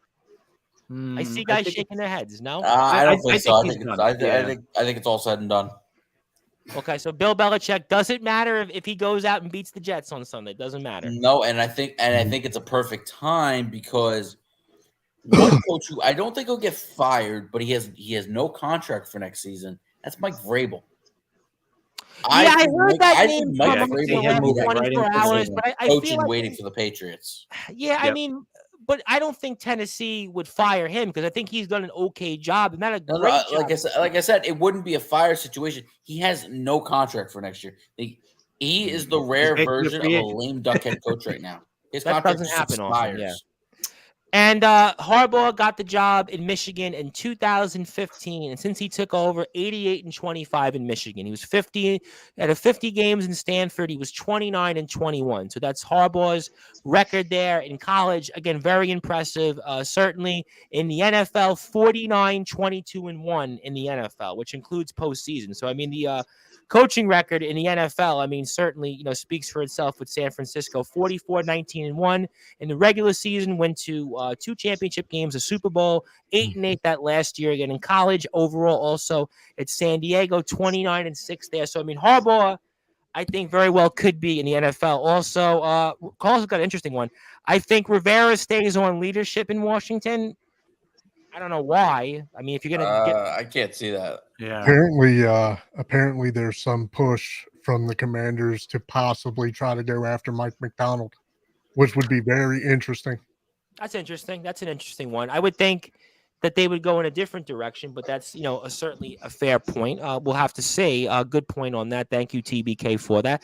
I'm going out on a limb and saying Ken Norton Jr. should be a head coach. But I feel like I've heard this before. What would be different now? I feel like I've heard Ken Norton. I hear Eric Bieniemy and Ken Norton Jr. every year. Yeah. What would be different? Yeah. Bieniemy's got to he's got to get some interviews this year as for a head coach. He's done enough, I think, to to become a head coach. I don't know what's wrong. I don't know. It's confusing that he hasn't gotten a job yet. He obviously had to make the lateral move to go to the Commanders and lead the Chiefs as offensive coordinator. But I mean, you're gonna see him get passed up. You look at guys like Bobby Slowick, the Texans offensive coordinator, and what he's done with I'm hearing CJ Stroud. Spagnuolo might be a candidate again. I heard Jim Schwartz could be back. I mean, Jim Schwartz. We're gonna go the Lions OC probably, right? Ben Johnson, yep. Well, I guess we'll find out. Let me say hello specifically to my buddy who was on the show, who TBK, Mr. Michael Blackheart. Of course, Michael's father-in-law is Mr. Festus Davis, our senior official in XCW. And, of course, we have XCW coverage. Michael, I know I'm going to see you 7 o'clock Sunday with none other than Mr. Jackson Law. I think, Michael, have you met Jackson, obviously? I mean, Jackson and your dad definitely know each other very well, and I'll be sure to bring up your dad to Jackson. But how you doing, Michael? Also, I have here, Ken Norton is a champion everywhere. And also, wasn't Ken Norton's father the boxer? Wasn't he the boxing champion right back in the 70s? I mean, I'm sure Robert he was Roscoe on remembers. Yeah. I'm sure Robert Roscoe's old enough to probably watch him in his prime. Sorry. So we're having fun here on Sportswire. Even his pops is a winner. Yep. Thank you for mentioning that. Okay, Bears or Chargers could use Ken Norton. And I bought Captain Crunch Christmas gifts. I don't know what that means or what. Oh, yes. I'm sorry, Law. Yes, Captain Crunch. Thank you. You know what? I'm so used to calling him Jackson Law, not Captain Law anymore. Thank you, Michael, for reminding. Okay, so we got obviously some of those coaching news. Let's talk about a couple of games. Obviously, there's some games I'm not even going to bother talking about because they don't mean anything. There's certain games that, San Francisco and the Rams, I'm not going to go into. Chargers and Chiefs means 0. So let's go to a couple different games. I guess because you're on the air, TBK, with us, let's go to the Ravens and Steelers. Now, the Ravens obviously are sitting everybody. It means nothing for Baltimore. They're locked into the 1 seed. But the Steelers, again, I don't know how they do it. And I even heard, by the way, in the past week that Mike Tomlin was in trouble before he got a contract extension, I still don't know why he would be in trouble with his job, considering what he's done without a quarterback, and to go 9-7 again, another winning season. But that was thankfully put to bed. You know how I feel about Tomlin. But for you, TBK, the game means nothing for the Ravens, but the game still means a heck of a lot for the Steelers. And Pittsburgh is 3.5-point favorites here. It's a 4:30 game Saturday. And obviously, Steelers win, they get some help. We'll have to see. But what do you think here if this game even matters to you? I mean, I wouldn't say it means nothing. There's still the rivalry to consider. It's still the Ravens. It's still the Steelers.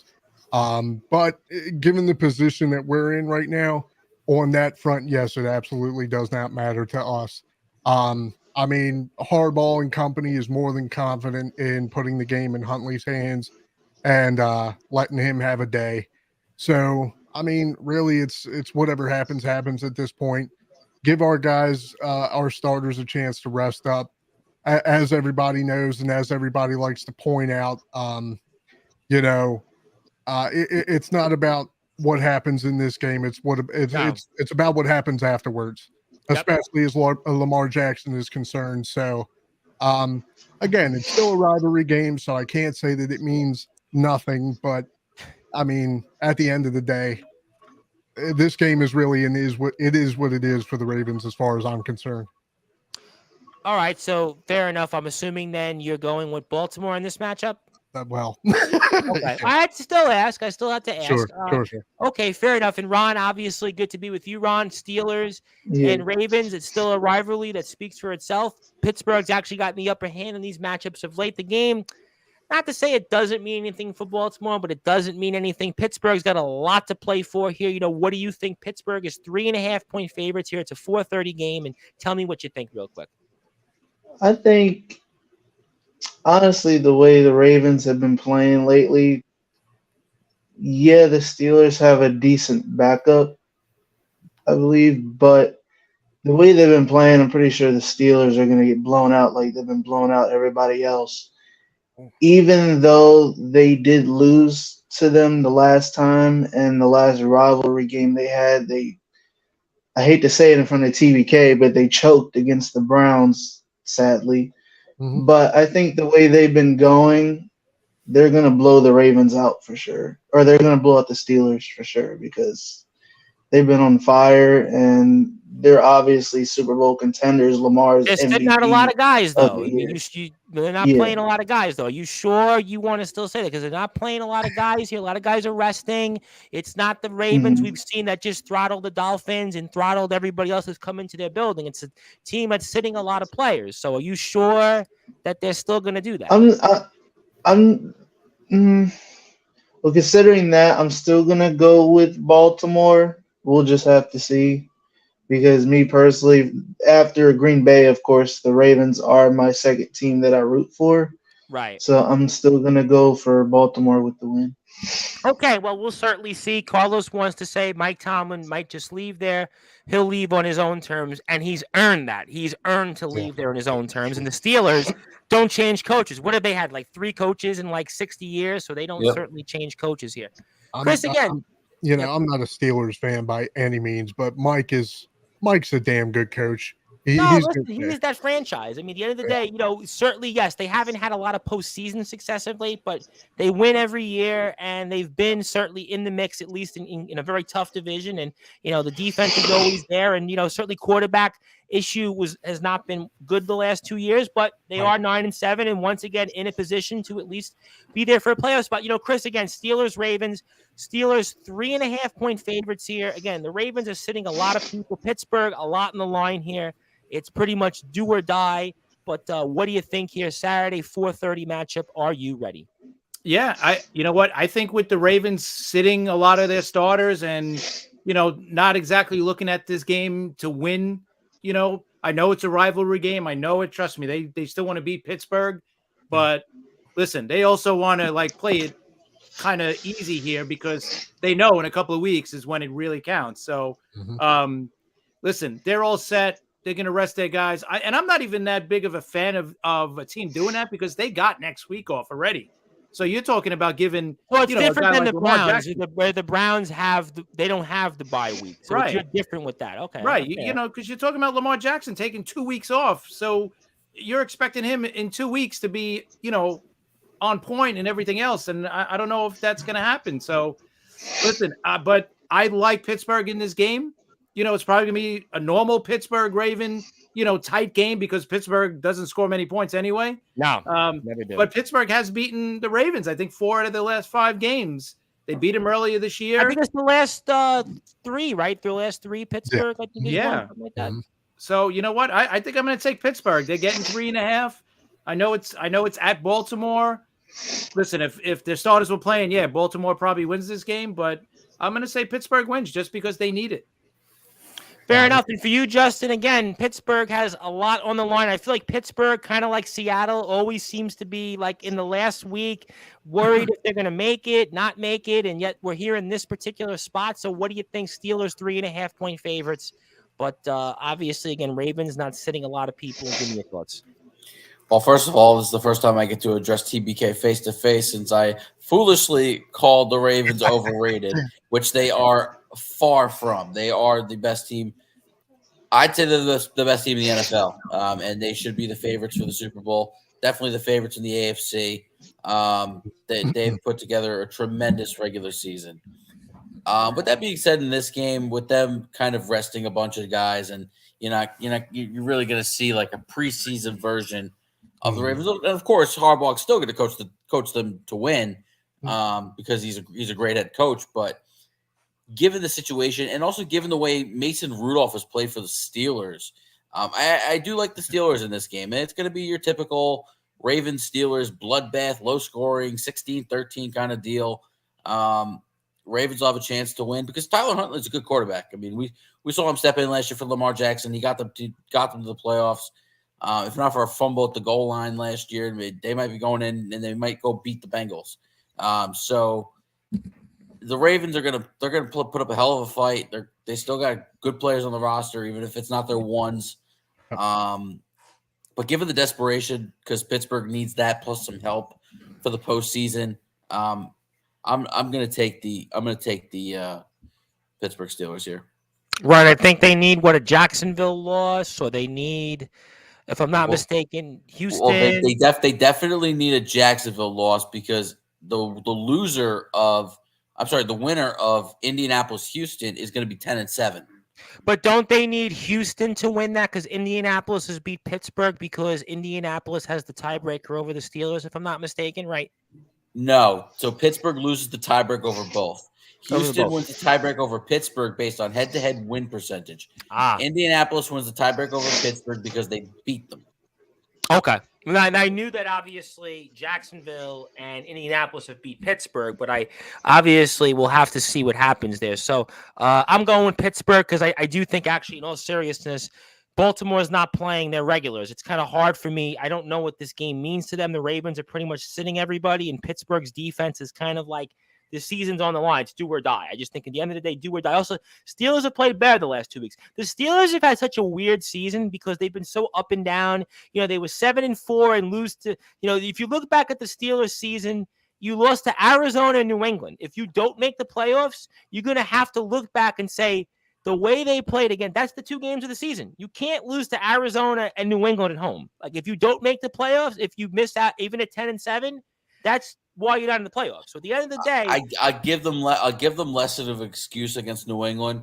Arizona has played a different brand of football since 3-4 the last 7 weeks. I know the running game's been good. It's still pretty inexcusable to lose to Arizona at home, but I will say since the return of Kyler Murray, they've played a lot better. Yeah, no, and I think we're going to get to Seattle and Arizona in a little bit. I mean, that's a game I definitely want to talk about. But yeah, I mean, Arizona's improved, but you still can't lose those games at home. You can't. Yeah, you can't lose them. You can't do that. All right, so then let's actually go to Houston and Indianapolis because it's actually on my list. And at TBK again, these 2 teams have actually been, I think, 2 of the biggest success stories in the league, kind of huge comeback stories. I mean, obviously Houston with C.J. Stroud and Gardner Minshew in Indianapolis, and they, obviously the whole situation there is up for grabs and a lot there with both teams. And again, Colts have played well, Houston's played well, and it's a classic 1-point toss up there. And I'm curious what you think. The Colts are at home, but Houston's played very good football. They've been a really good team in the second half. And what's your thoughts here on this matchup and who comes away with a victory?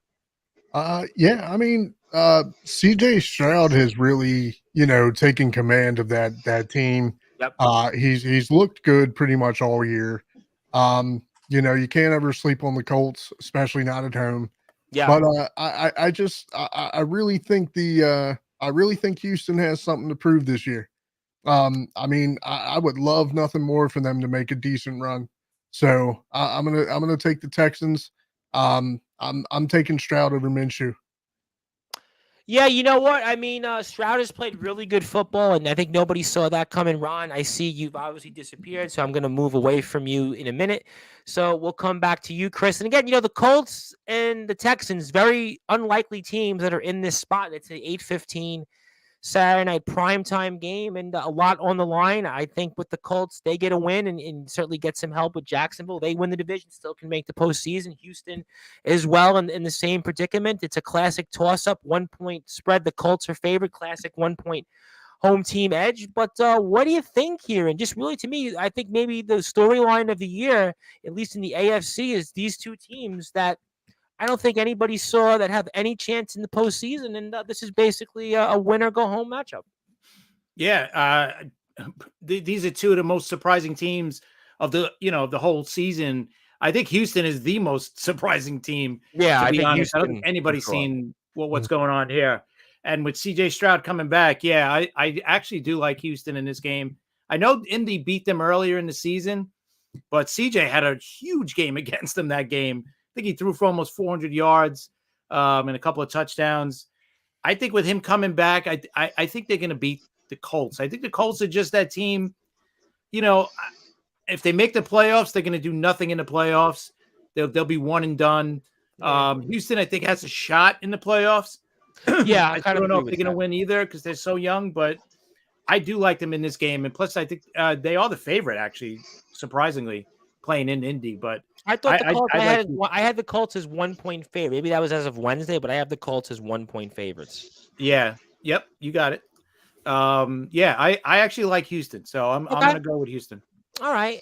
You know what? I think a lot of people are going to have a tough time with this matchup. Ron, obviously we saw you left, and I wanted to ask you what you think here in this matchup, Colts and Texans. Again, it's a classic toss-up. It's a winner-go-home matchup pretty much for these teams. They've been two of the biggest surprises in the league. I think the two biggest surprises in the AFC, hands down. Maybe in the NFC, I think that the Rams have certainly in the second half been the story, winning 6 of their last 7 games, getting them into a postseason spot. Really, the only game they lost was to TBK's Ravens, and that was a game they played great in. But, what do you think here in this matchup? 8:15 primetime, winner go home. Colts 1 point favorite to the Texans.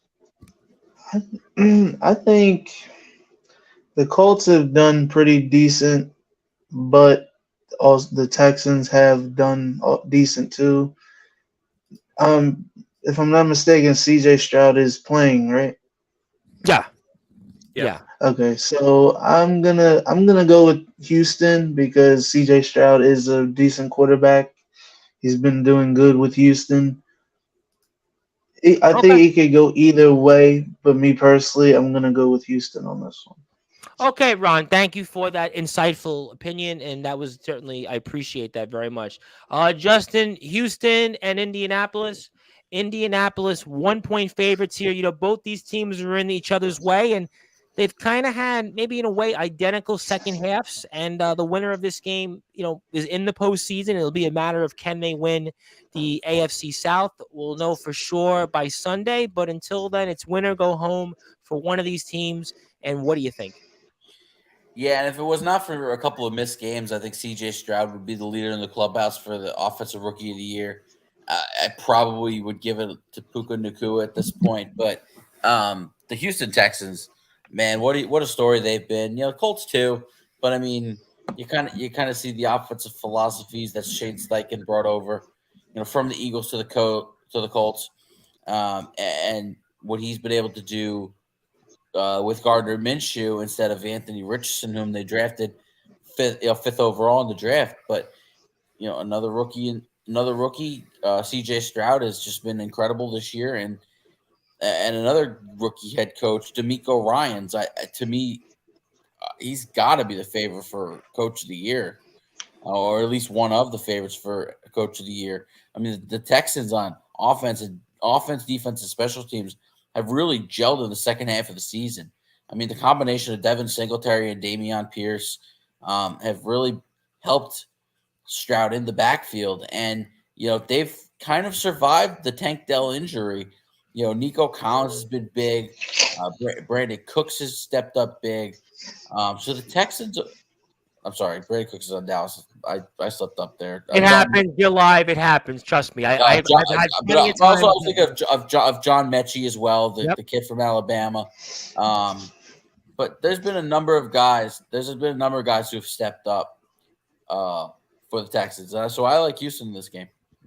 All right. Well, obviously, if everybody picks Houston, I'm actually going with the Colts because I think the Colts defense has played a lot better of late these last several games, and I think home field counts for something. Although the Colts haven't been that impressive. I was watching the Raiders game last week, and again, they weren't that impressive. The Steelers game in the first half, they kind of walked through it a little bit, but I think again, Colts being at home, I think defense kind of wins these games, and something tells me I think the Colts have a little bit of a better defense here. And I kind of think here the Colts find a way and at least get that 10th victory and return to the postseason. Although Carlos Chavez wants to say, Carlos Arturo Chavez, we know what Minshew is. Stroud will carry the Texans. Definitely that's a possibility, and it's one of those classic avoiding games. So let's go to some games that kind of matter. Conversely, let's go to Jacksonville and Tennessee. Certainly it matters a lot for Jacksonville. Some games I'm going to skip just for the interest of time as well. But, TBK, the Jacksonville Jaguars 5.5-point favorites here against Tennessee. This is a dangerous matchup for me for whatever reasons, and I'll explain when I get to my pick. But, what do you think here? It's a 1 o'clock game. Tennessee, Vrabel could certainly be coaching his last game there. Henry could be playing his last game there. But, Jacksonville has a lot on the line winning they're in. But what do you think here in this matchup? Yeah, so it's always a dangerous situation when you're playing against a team who, at this point, you're playing for pride, right? Yep. You want to end your season strong, and the Titans are definitely a team that they're all about that heart. They're all about that pride. The Titans have a very, very strong. So they did Miami a couple weeks ago. Listen, and they played Houston real tough, and they've played a lot of teams tough this year. Tennessee has been no pushover. Very, very strong football culture in Tennessee. So I don't, as much as I appreciate the Jags, I don't see them getting away with this one easy.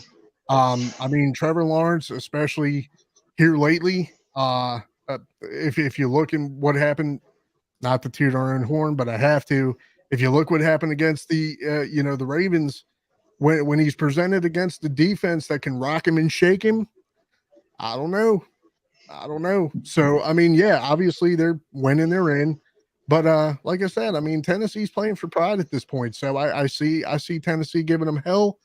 But I would say that Jacksonville ekes this one out. Very close game. Yeah, that's a good point. Good call there. For you, Ron, Jacksonville, Tennessee kind of reminds me a little bit of what we're going to talk about in a bit with your Packers and Bears. Tennessee is certainly a tough football team. Jacksonville's, I don't know if I'd want to say been a disappointment, but they've had another team that's certainly, a product of their division. They certainly took a step back in the second half. Obviously, quarterback issues, injuries. Team hasn't played well against certain matchups. Ravens comes to mind. 49ers comes to mind. But what do you think here? Jacksonville win, and they win the South. They're in the postseason. They're 5.5-point favorites against Tennessee, 1 o'clock on Sunday. I think the Tennessee is gonna do pretty well. I don't believe Trevor Lawrence is playing because he's injured, right? I think he's playing. So, oh yes, okay. He's questionable, yeah. He's questionable. Okay, I believe. I think the Titans are gonna get away with this one. They've been doing okay. Some games they don't. Some games they do pretty good. For me, I'm gonna go with Tennessee. Okay, Ron, excellent analysis there. Chris, certainly Jacksonville and Tennessee. Jacksonville got off to a strong start to the year. They've kind of folded a little bit, but maybe they get the right matchup for them here. But Tennessee's no pushover. Tennessee certainly played a little bit better than their record. Vrabel, again, probably could be coaching his last game. Very likely there in Tennessee. Derrick Henry said some things, but what do you think here? Jacksonville wins. They win the South. Loses, they're out. But 5.5-point favorites are those Jacksonville Jaguars. 1 o'clock Sunday in Tennessee.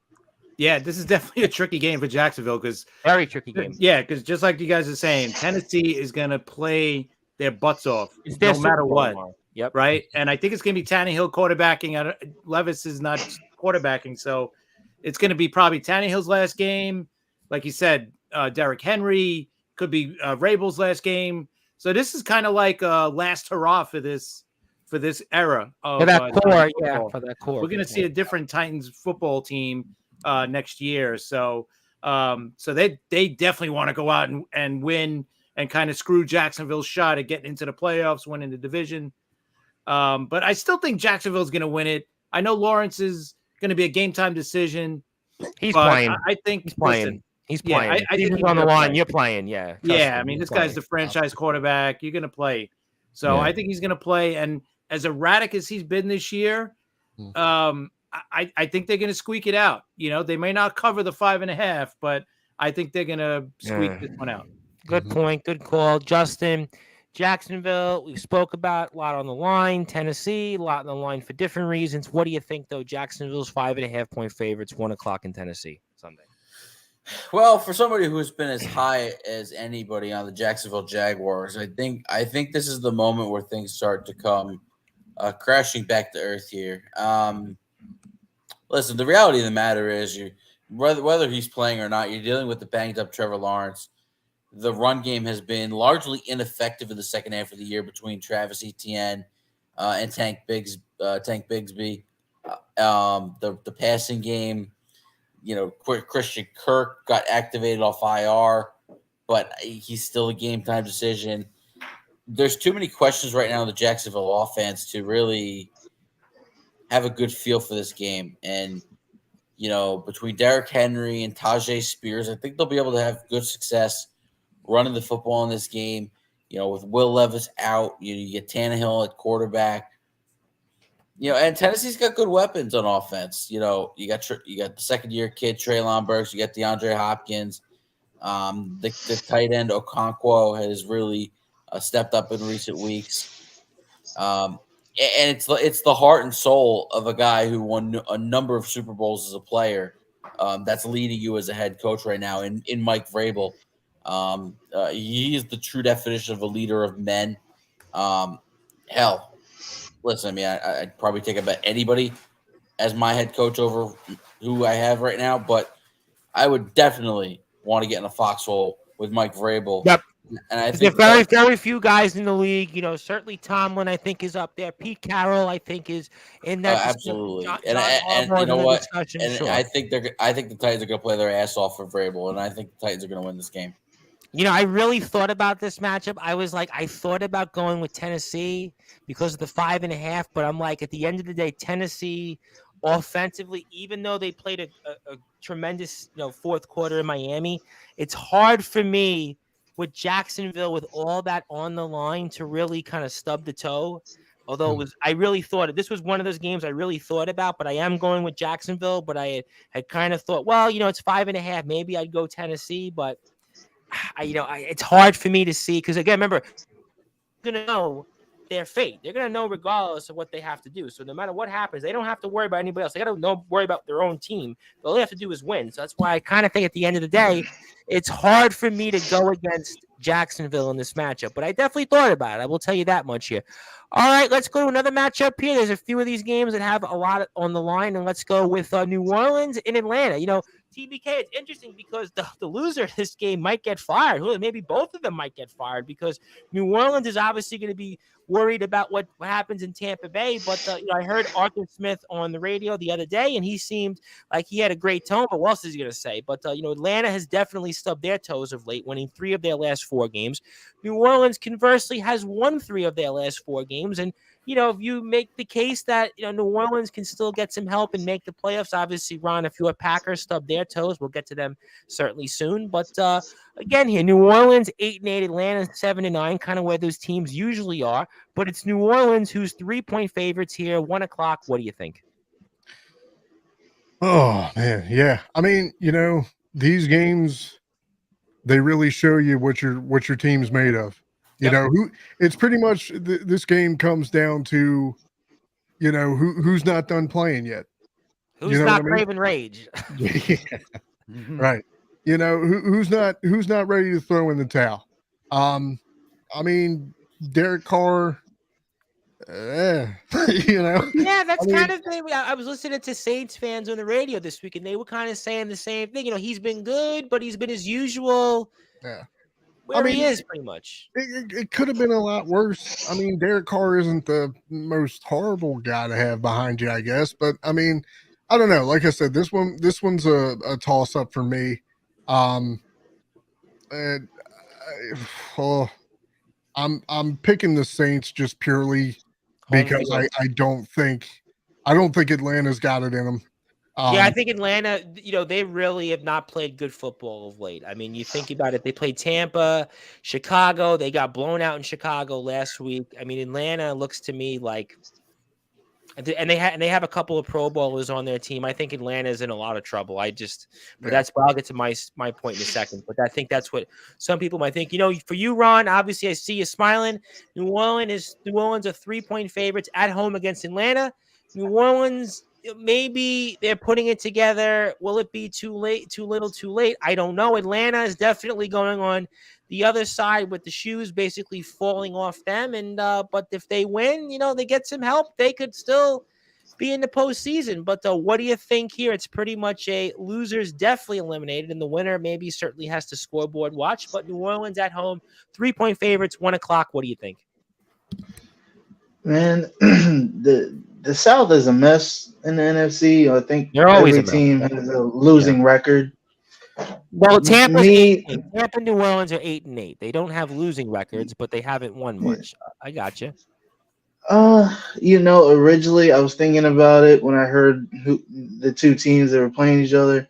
I was gonna go with the Saints, but I was thinking about it. I mean, the Falcons came back and beat us, so Yeah, that might happen with the Saints. I'm not sure.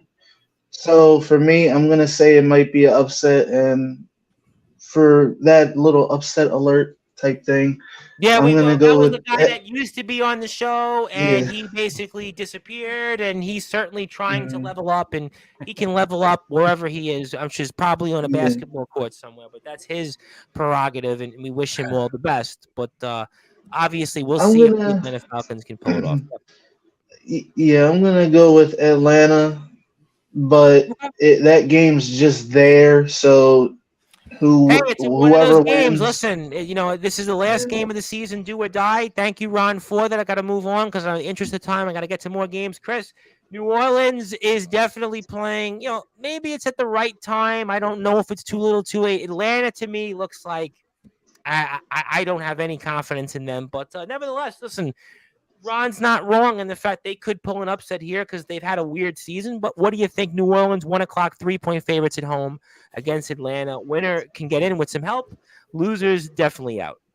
You know what? I think the Falcons, if they had a better quarterback, we'd be talking about them very differently Well, a this couple year. Pro Bowlers. I mean, they had a couple Pro Bowlers on their team. They're talented. They're not a bad team, the Falcons, but unfortunately, they're stuck with not great. Well, that's what we said quarterbacks. all these years when we had an analyst that was once here. We used to always say that they were kind of like, the NFL purgatory team. When we had one analyst here. Yep. But you know what? The Falcons are not a good team on the road. I think they only won 2 games all this year on the road.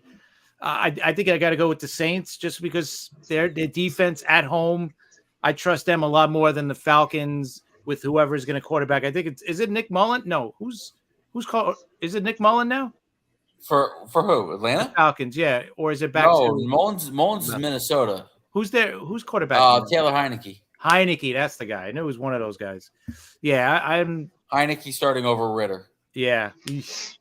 I'll stick with the Saints and think that Carr will have a decent enough game and not blow it for them. So I'll take the Saints. I'll tell you what, listen, they looked good last week. I mean, they actually played well the last month. That shocked me. I didn't think they would beat Tampa. I'll be honest. I had Tampa last week.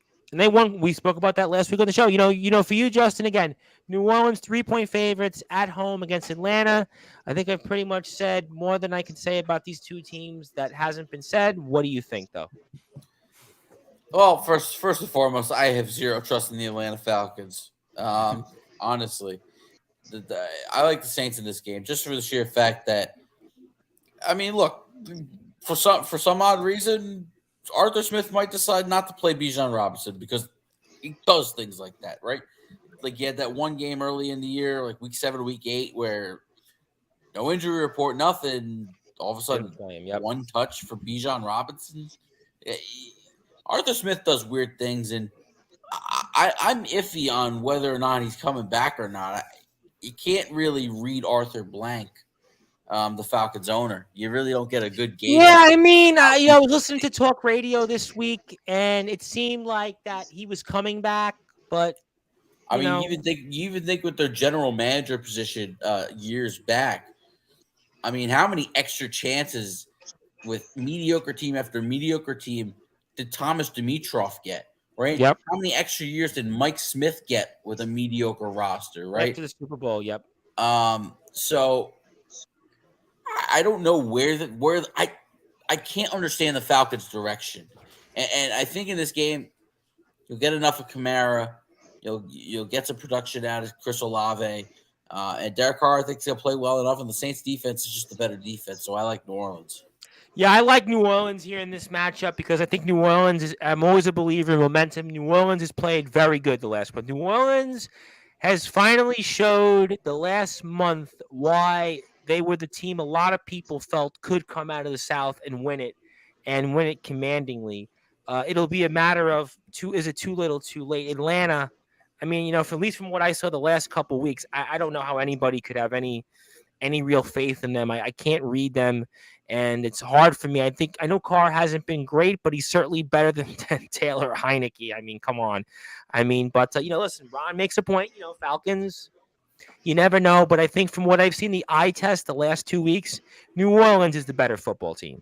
New Orleans is the better football team, and it's going to be a matter of, and I think New Orleans can still get in with some help because we're going to get to you from now. So, but before then, let's go conversely to those Tampa Bay Buccaneers and the Carolina Panthers. And TBK, I mean, another matchup kind of like Jacksonville and Tennessee, but what do you think? Tampa Bay, conversely, like Jacksonville, 5.5-point favorites here on the road, 1:00. Tampa Bay did not do themselves any favors. All they had to do, like Chris said, was win against New Orleans. They stubbed the toe. Will it be 2 for 2, or is, Tampa Bay basically can't do anything that would cause them to lose this game? What do you think here in this matchup? I would like to think so. I mean, I get. Gosh, if you're Carolina, what are you playing for? What are you playing for? Pride? Are you playing just because you have to be there? I guess spoiler. I guess it's the classic. Let's say I'm going out there to just maybe prove a point, maybe save a job. I don't know. Yeah, something like that. Yeah, I'd be hard pressed to pick over Tampa in this one. If Carolina wants to do anything for their fan base this year, gosh, show up, please. I mean, wasn't the owner throwing a drink out on people or something like that? Their owner? I mean, it was I was listening to talk radio this week and I was like, wait a minute. Maybe we could have this guy in wrestling. It sounds like Tony Khan or something like that on Twitter. But, I was like, wow, okay, that's interesting. But, Carolina, I don't know. I don't know what to say on that. Yeah. I gotta go with Tampa. You got to. Yeah, okay. I think a lot of people are. For you, Ron, again, Tampa and Carolina, we're going to get to your game next. I'm going to be curious on what you say. But again, Tampa Bay, I think, was playing pretty good football up until what we saw. New Orleans, obviously, they did a number on your Packers, which is why your Packers are in this predicament they're in. But again, Tampa Bay win and they're in, and that's pretty much it. That's all they have to do is control their own destiny. New Orleans, Atlanta, Tampa, and Carolina both playing at the same time. So you really have to concentrate on yourself. They're 5.5-point favorites, those Bucks. What do you think? Me, I'm gonna go with the Bucks only because they're a better team.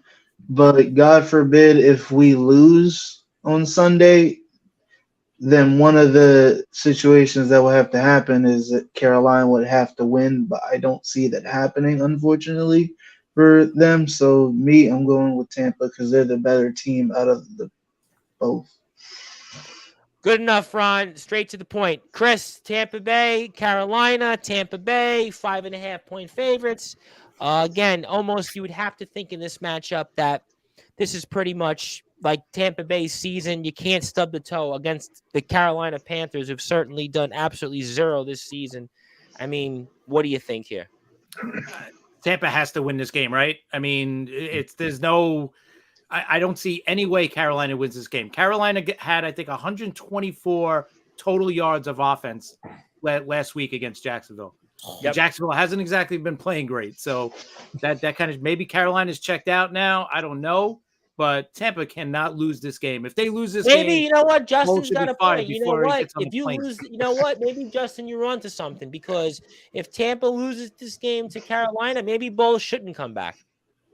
Oh, he should be fired before, like I said, before he gets on the plane. Yeah, he should be fired. Maybe he should. You know what? You're convincing me. Yeah, you know what? You lose this game, you're a joke. I'm sorry. Well, you know what? You got me convinced. So you know what? Maybe you are onto something there because Carolina has been nothing short of If they- embarrassing. oh my God. Well, If they we'll lose find out, I to suppose. I Carolina.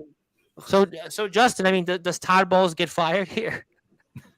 No, they get they the lose. job. They get the job done. I can't make a compelling argument No. for the Carolina See, Panthers in Tennessee, this you game. could make the You know, argument for. right. You can't with Carolina. Tennessee's No. been, played at least respectable. You Exactly. can't with Carolina. Tennessee has played hard. Another low win team like Arizona, they've played hard. Right? Arizona's 3-4 their last 7 games. They've got big wins on their Carolina resume. is just like it's not that they're not okay. It's not that they're not playing hard. I don't want to say Carolina's not playing hard. They're devoid of talent and significant talent. It's been a very trying rookie year for Bryce Young. Things just haven't gone his way. The Panthers took the wrong quarterback.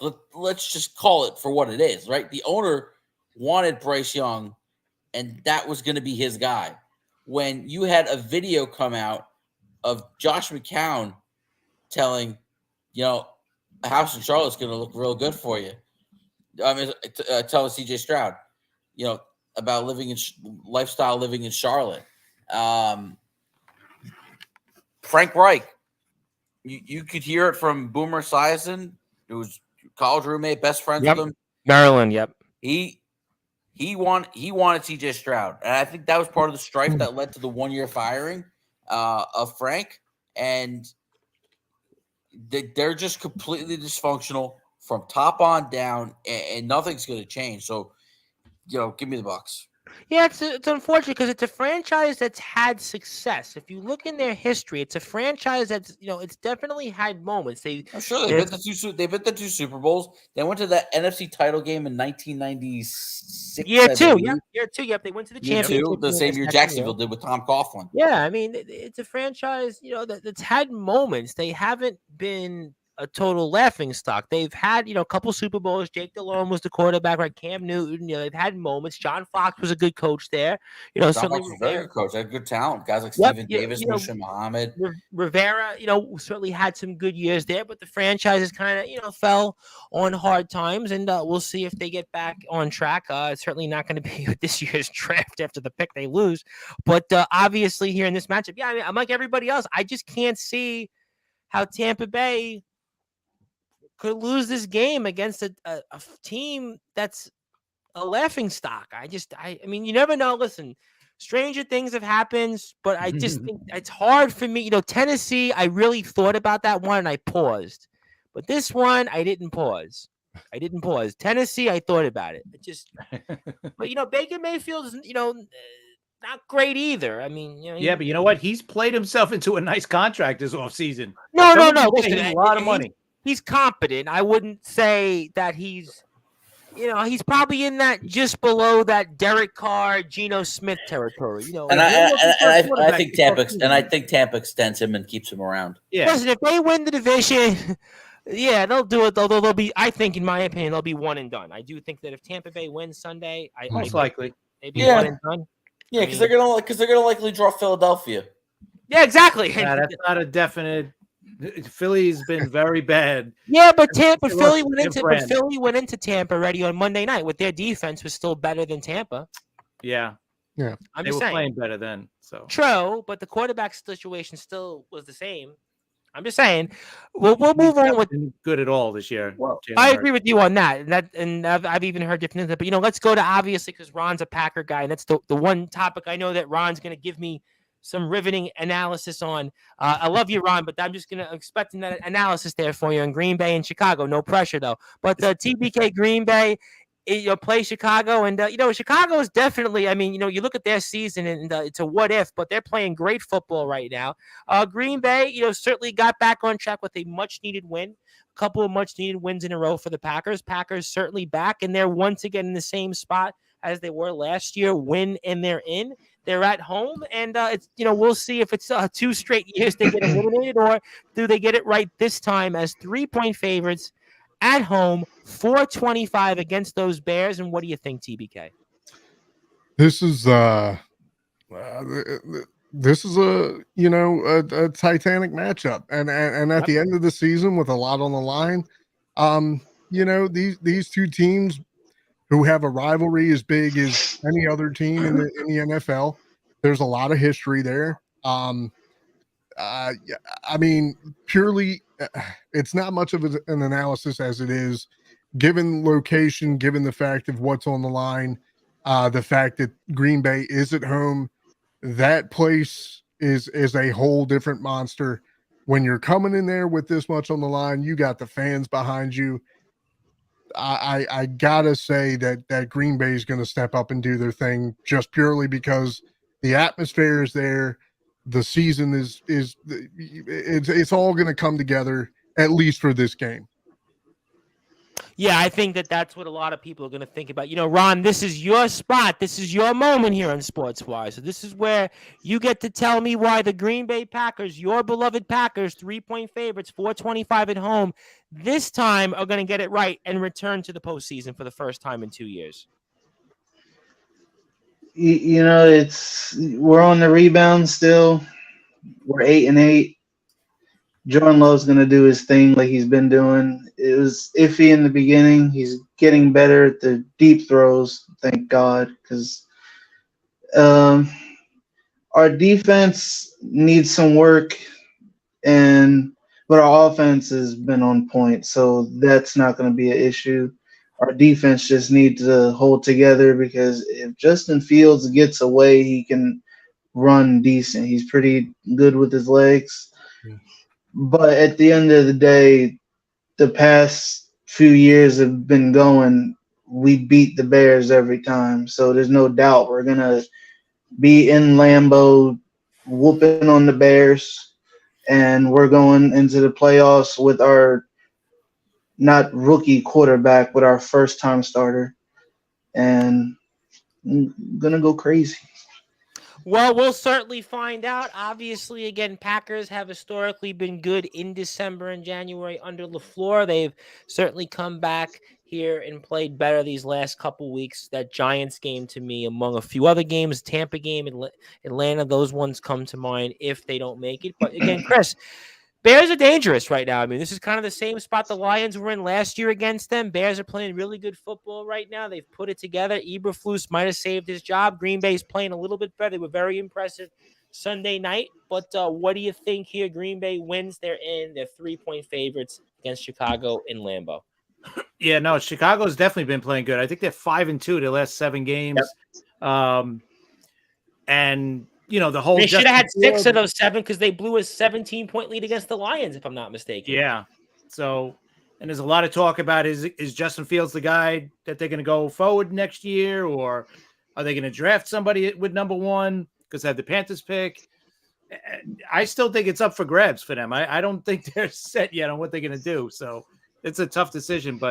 And Green Bay's been playing good too. Yeah, they've turned it around the last 2 weeks. They definitely have come back here a little bit. Give them credit because you lose. And Aaron Jones was out, right? He's back. Yep. So, you know what? At home, you gotta go with Green Bay, just because they've beaten them so many times. It's not as bad as the Jets with the Patriots, but it's bad. I think playing at if this was in Chicago, I'd be more worried. But I think playing at home. I think Green Bay's got to squeak this one out, and I think Green Bay. They have to squeak this one. You can't lose 2 straight years at home in an elimination game. You can't. Yeah, exactly. You can't do that. You definitely can't. For you, Justin, again, Bears are playing really good football right now. Green Bay definitely turned it around the last couple of weeks. I definitely see that. But what do you think? I still think it's a dangerous matchup. It's a 3-point matchup that Green Bay is ahead of here in Lambeau. And it's pretty much another one that's cut and dry. When you're in, what do you think, Justin?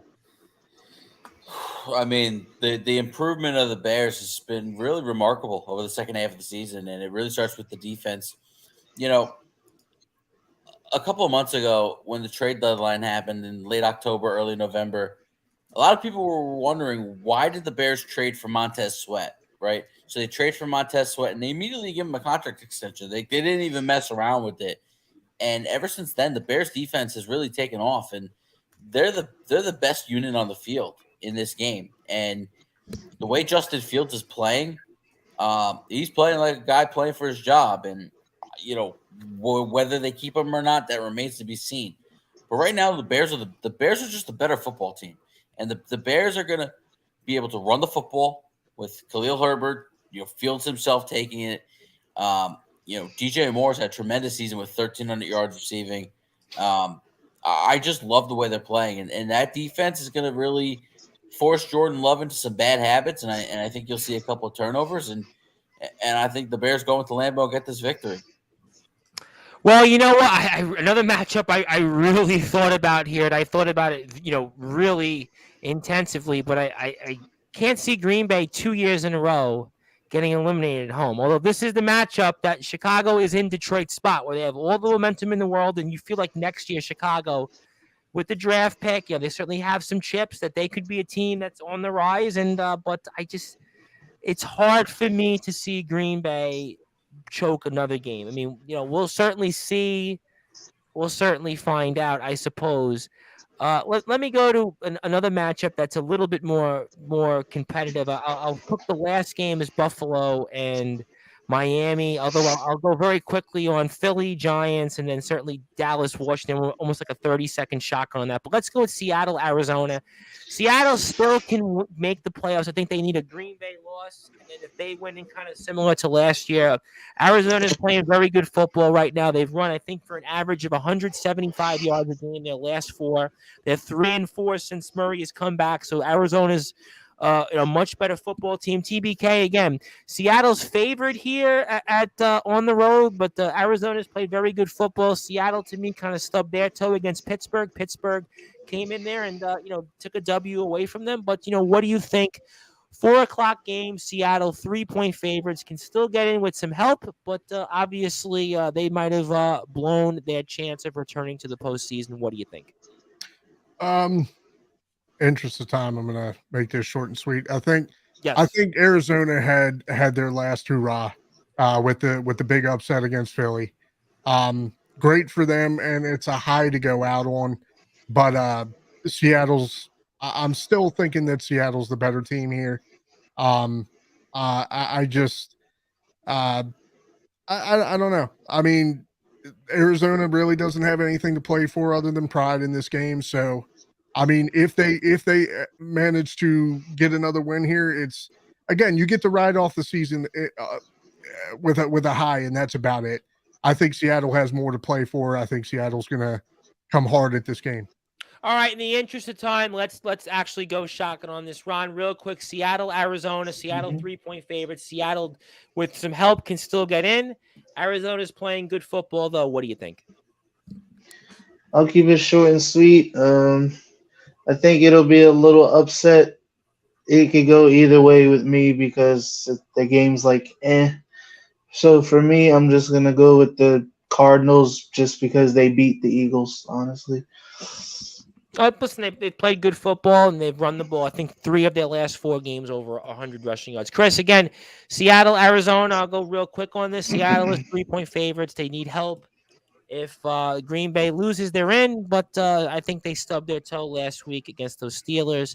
But what do you think here? Seattle, the 3-point favorites against an improved Arizona team. Yeah, Arizona's playing better, but you know what? Seattle's beaten them, I think, the last 4 games. I think Seattle's going to win this just because they, with the win and some help, they'll get in the playoffs. So I'll take Seattle in this one. Again, interest of time, Seattle 3-point favorites over Arizona. Seattle, again, needs help. If they get, with Green Bay's loss, they're in. But what do you think, Justin? I just love the way Arizona's played in this late stretch. Kyler Murray, there had been some doubts whether or not he was going to be the guy. But then again, you look at all the money he's owed. But then again, you get him back on the field, and it's like he's a special talent. It really is. I mean, he's on the short list of quarterbacks I'd want on my team, and I like the Cardinals in this game. They're going to win this at home. All right, well, we'll have to find out. I go with Seattle, but it was another matchup. I just because, again, there's so much on the line, but it wouldn't surprise me if an Arizona upset is in the cards, literally cards, pun intended, 425 matchup. Okay, same deal. We'll go shotgun, then we'll spend maybe a little time on Buffalo, man, because that's the last one that has a lot on the line. So we'll go shotgun real quick. Dallas and Washington. I think I'm going to know the answer here. Dallas certainly wins, and they get that number 2 seed. So TBK, Dallas is, I believe, 13-point favorites, 425 against Washington. Real quick, what do you think? I would imagine I know what you think, but I'll Yeah. still answer it anyway. Shotgun of shotguns, Dallas all the way. There really needs to be no analysis. Okay, fair enough. I figured that, but we still, because of the game on the line. Dallas, Washington, real quick, Ron. Dallas, 13-point favorites. What do you got? I got Dallas. Washington's like the worst team in the NFC East, so I'm going Dallas. Since the 2-0 start, they're right up there as maybe the worst team in the league, right behind Carolina. Chris, I'm going to get to your Eagles next, but Dallas, 13-point favorites against Washington. I think I know the answer here. Yeah, this is an easy one. I mean, Washington's got the lame duck coach basically with Rivera on his way out. I mean, you can't lose this game, right? I mean, this is like the Tampa Bay situation we were just talking about. If they lose this game, McCarthy shouldn't even be on the plane going back. You know what I mean? Well, he'll get on the plane. They're in the playoffs. He'll get on the plane. No, but if you lose this game and lose home field, because they're not a good road team, so they need that home game at least 1 week, right? So, yeah, they're going to win. And people still have doubts on Dallas because they, quote-unquote, beat Detroit last week, so there's certainly still going to be a lot of doubts there, but yeah, I mean, we'll see. I mean, Dallas will forever be a question on next week's show. I'm sure we'll talk a lot about for sure when it comes to our playoff preview. But, Justin, again, real quick, Dallas 13-point favorites against Washington, I would imagine. You go in Dallas unless you see Washington 2 straight years beats Dallas. I don't know.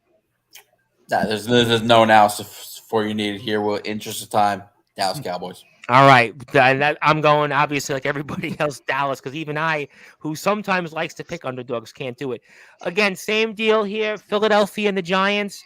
TBK, these teams saw each other 2 weeks ago, and the Giants actually played them, pretty tough. And Giants certainly could have won last week against the Rams. But real quick, Eagles, 5.5-point favorites. The Eagles definitely, though, are in a lot of trouble. 425. What do you think?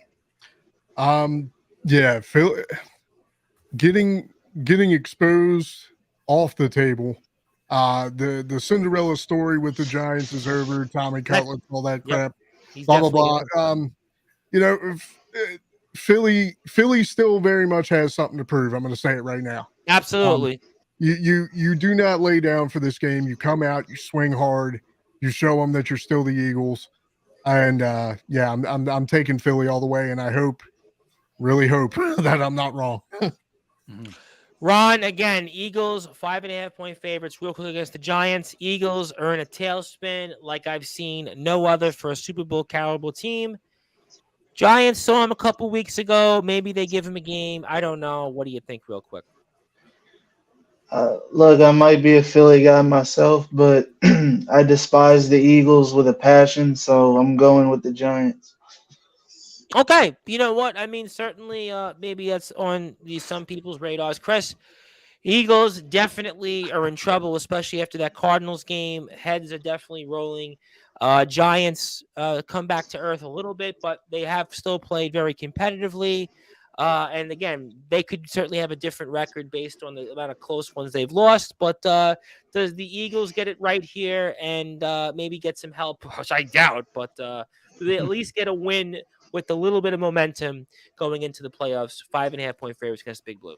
Yeah, this is basically their last shot to get any kind of momentum, right? The way they've been playing. So this is their last shot to kind of get it right before they enter the playoffs. They already have Devontae Smith out, and Slay's going to be out too. So that's going to hurt. But they have to win. They have to just get somewhat on track. I still don't think they're going to win in the playoffs, but they have to get on track this week against the Giants. Giants are the Giants, right? We haven't seen them play that well. And it's going to be probably going to be bad weather between rain. Yeah. Oh my God. The weather's going to be horrible. Yeah. So who knows how that's going to affect the game, but I think Philly's got to win this one. They're still the better team, and they've won, I think, the last 5 or 6 times.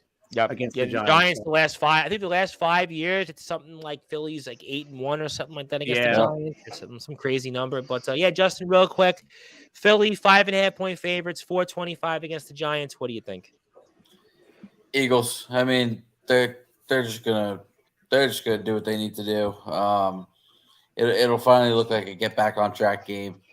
I just can't. I know the defense has struggled, but I can't see Tyrod Taylor generating too much offense in this game. Probably like a 23-10 kind of deal.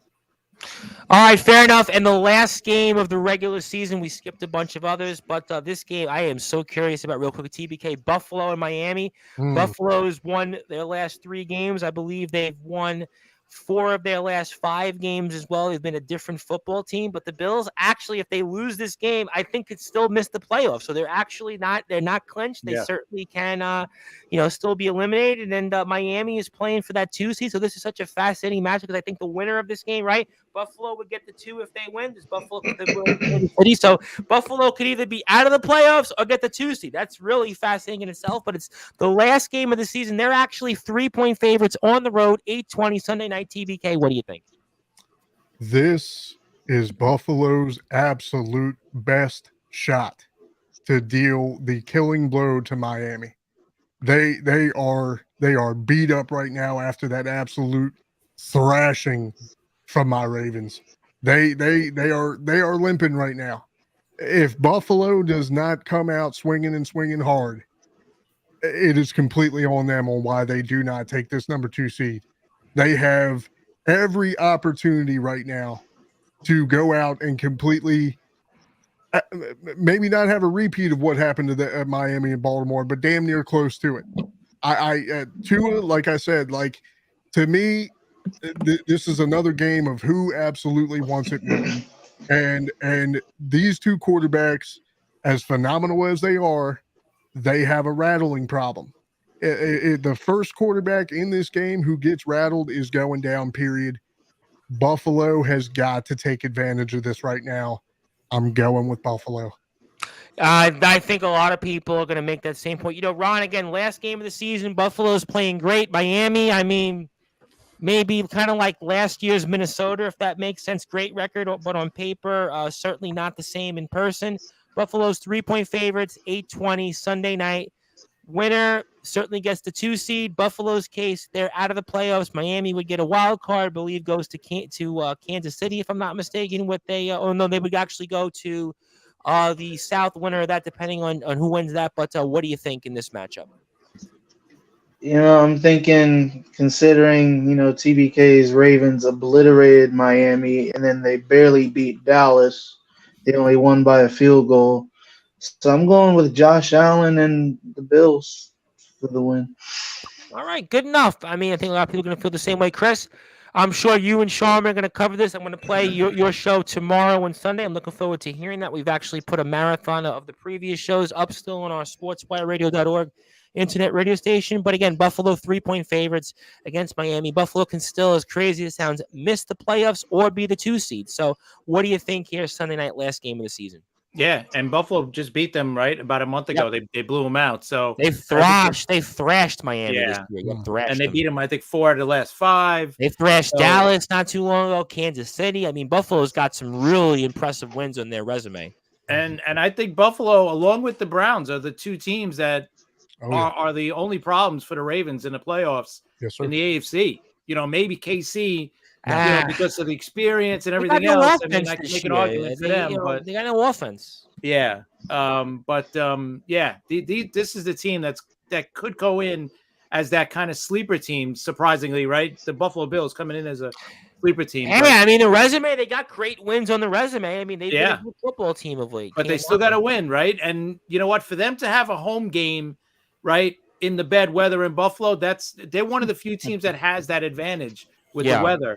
And there's no Cincinnati to deal with this year, too. And Miami's not a good team on the road, too. They're kind of like Dallas of the AFC. Yeah. So, they just lost their other big And what was Miami still playing starters when they're down 30-plus points last year? Like, stupid, and they paid for it, right? So that was the big criticism of Mike McDaniel last week. Yeah. I mean, that was the whole talk radio. Bradley Chubb in that 4th quarter. And you've already lost, Phillips a few weeks earlier. So now your top 2 edge guys are gone. Yeah. I mean, really bad. So I think Buffalo's going to take advantage. I think, you know what? They're going to run the ball like they have been the last few weeks. And you know what? I think Buffalo's going to win this game, and they're going to head into the playoffs as their division winner. And they got momentum, Justin. Yeah. Buffalo, you believe this in sports, and Buffalo's got all the momentum in the world right now. I think they've won, again, 4 of their last 5 games. They've got impressive wins on the resume. In Arrowhead won. Dallas, they thrashed them. Miami earlier in the year. And, Buffalo's certainly been a team coming on strong, and I wouldn't want any part of them. And do they get this 2 seed and put Miami into their usual tailspin at the end of the year? And what do you think here, last game of the season for the regular season? You know what I could use right now? I could use a table because I'm a part of Bills Mafia this weekend because the Buffalo Bills are going to go down to Miami and they're going to smash the Dolphins. They're playing great football right now, and it's the emergence of James Cook. And I've noted this for multiple weeks now when they made the offensive coordinator change from Ken Dorsey to Joe Brady. Joe Brady has been all about running the football with James Cook, and it has opened everything up for this Buffalo offense. It's unlocked everything. And yes, sure, Stephon Diggs is not getting his numbers anymore, but guess what? You got Gabe Davis. You got Dalton Kincaid. You got Dawson Knox back from injury. This Buffalo offense is humming right now, and their defense is playing great. Miami has been trash against good teams, and last week was all I needed to see. I don't care. Tyreek Hill's going to play. He's not healthy. Jalen Waddle's probably going to play. He's not healthy. Nope. They are banged up all over the place. Mostert's going to play. He's got nicks and bruises. The Dolphins are banged up right now, and they are very vulnerable. And they are so vulnerable that they could potentially be a one and done in the postseason. That's how bad things are right now. Their defense is shot. All these injuries. We talked about the Jalen Phillips injury at MetLife Stadium. Bradley Chubb last week when they were down 30. And apparently it was a miscommunication on the sideline. Listen, Miami only beat Dallas at the last play of the game, almost squandered that game. I mean, Miami's just, they're 11-5, but they're almost like the definition of a paper tiger. I mean, Miami. They really are. I mean, they've not done anything that has really impressed me this season. So yeah. To me, Buffalo, they've got the heart and soul. They've been to the championship game. This might be Buffalo's year to postseason under Sean McDermott. I just trust Josh Allen in this situation. Yeah, I think a lot of people are going to feel that way, and I'm going with the Buffalo Bills as well because I think that I do always believe, and I say this all the time because we talk about this on our wrestling shows, it's always about momentum. We were speaking about earlier today with DJB, of our friend over in Color Championship Wrestling, and about the matchups for their show coming up on January 27th, Fighter Strike 3, about momentum. And right now the Buffalo Bills have all the momentum in the world. The Miami Dolphins have, since the first month of the season, they haven't had any momentum. And I think momentum counts for something. And I think that's why Buffalo travels well. A lot of New Yorkers live in Miami. A lot of people from Toronto are going to go to that game because Toronto and Miami on a plane, that's a nice vacation trip. So Miami is not going to have that home field advantage that Green Bay would have against Chicago. You're going to see teams that would have a home field advantage in certain places. Like Indianapolis would have a home field advantage over Houston. But in this case, Buffalo's going to travel well here. And I think that's why Buffalo, and again, momentum, since they, like you said, correctly pointed out, since the coordinator change, Buffalo's been on another level, and you can feel it. The Buffalo, if they get in. I know Kansas City has not played well. If I'm Miami, I do not want to be going into Arrowhead first weekend of the postseason. No. I don't want that at all. No, Miami going in there, what'll be probably 30 degrees in Arrowhead, 35. I mean, it's a big difference. And like you mentioned, the pressure on Buffalo here, it literally is, because of the tiebreak situation, it literally is 2 seed win the division or nothing. Which is really, I don't think I've ever seen this before. You could be a 2, or you could be you're out. I don't know. I mean, that's because at 10-7 they lose so many tiebreakers. They lose them all, right? They lose to Pittsburgh. They lose to Pittsburgh, to Indianapolis, Houston, and obviously one of those two, Indianapolis, Houston, will fall off because of the 8th loss. But still, they lose the tiebreakers to all those teams, and they'd be on the outside looking in. It's crazy. Yeah, think about it, right? You could be a 2 seed, have a home playoff game, or actually 2 home playoff games, or be out of the playoffs. I mean, it's such a really. But this is why it's the main event. And you know what? Let us know what you think. Definitely tell us next week. We'll have at some point a playoff preview. I think we'll be on maybe a little bit later because I think I have a show, and then we'll do a playoff preview with everybody here. So we'll obviously look forward to that. We'll have a number of games we'll go over in depthly, and I look forward to speaking with people here on Sportswire Radio with that. So obviously, with that being said, because I got to get back on the air at 4 o'clock Eastern time today, and also I think 10 o'clock. A couple different shows. Let's get to some closing thoughts. Ron, going with you first. Obviously, any social media you want to plug. Looking forward to maybe seeing you and your Packers in the playoffs next week. We'll certainly root for you there and hope that we'll see some playoff football for you once again. Gonna give you some closing thoughts. Anything else you want to plug, share, or say? Floor is yours. I just want to, thank you, Tom, for allowing me to be on here for the first time to talk football with all you guys. It's a new experience for me, especially being, my first time doing this type of stuff. Quality might not be the best because I do, have a Samsung, but it's an honor being here with all you guys talking about, one of my favorite sports and being able to talk, represent my favorite team and everything.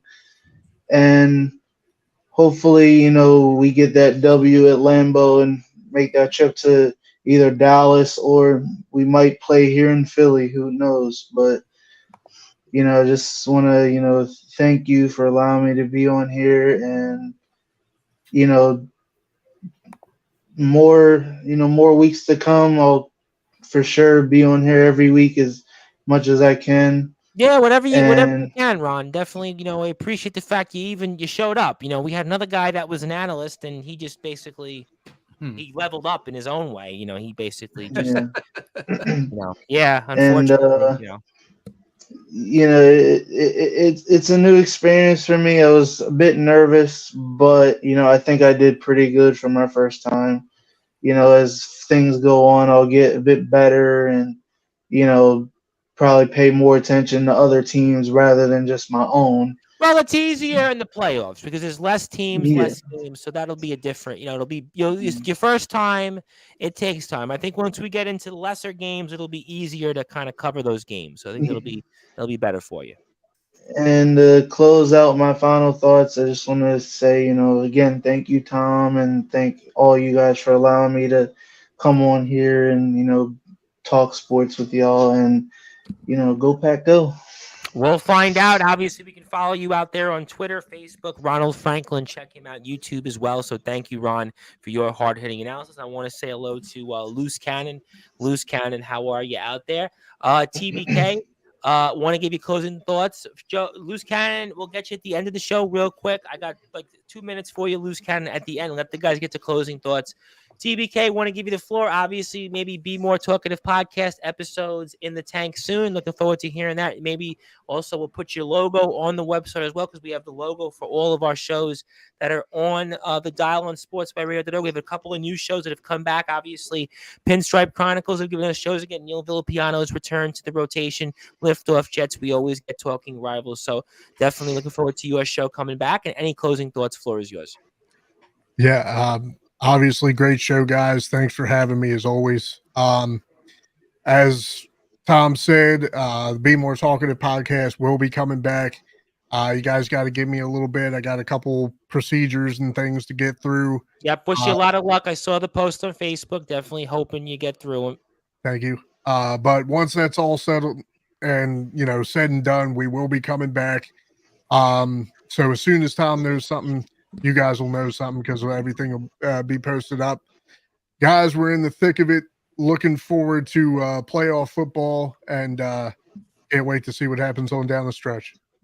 Amen to all that. You can follow TBK. He's out there on Instagram. Check him out on Facebook. And we look forward to him here with us next week and resuming some wrestling talk in the coming weeks as well. A lot to get into, and I'm sure Ron knows a thing or two about that as well. Chris, going to give you the floor, give you some closing thoughts. Obviously, looking forward to the Liftoff Jets being in the rotation here this weekend. Anything else you want to plug, share, or say? The floor is yours. Thank you, Tom. Thank you for everything, guys. Great show as always. TBK, welcome back. Ron, great show for your first one. It's great to finally chat. Hey, you're here. You know what, Ron? At least you're here. We had an analyst Exactly. that used to call himself You showed up. certain names. Yeah.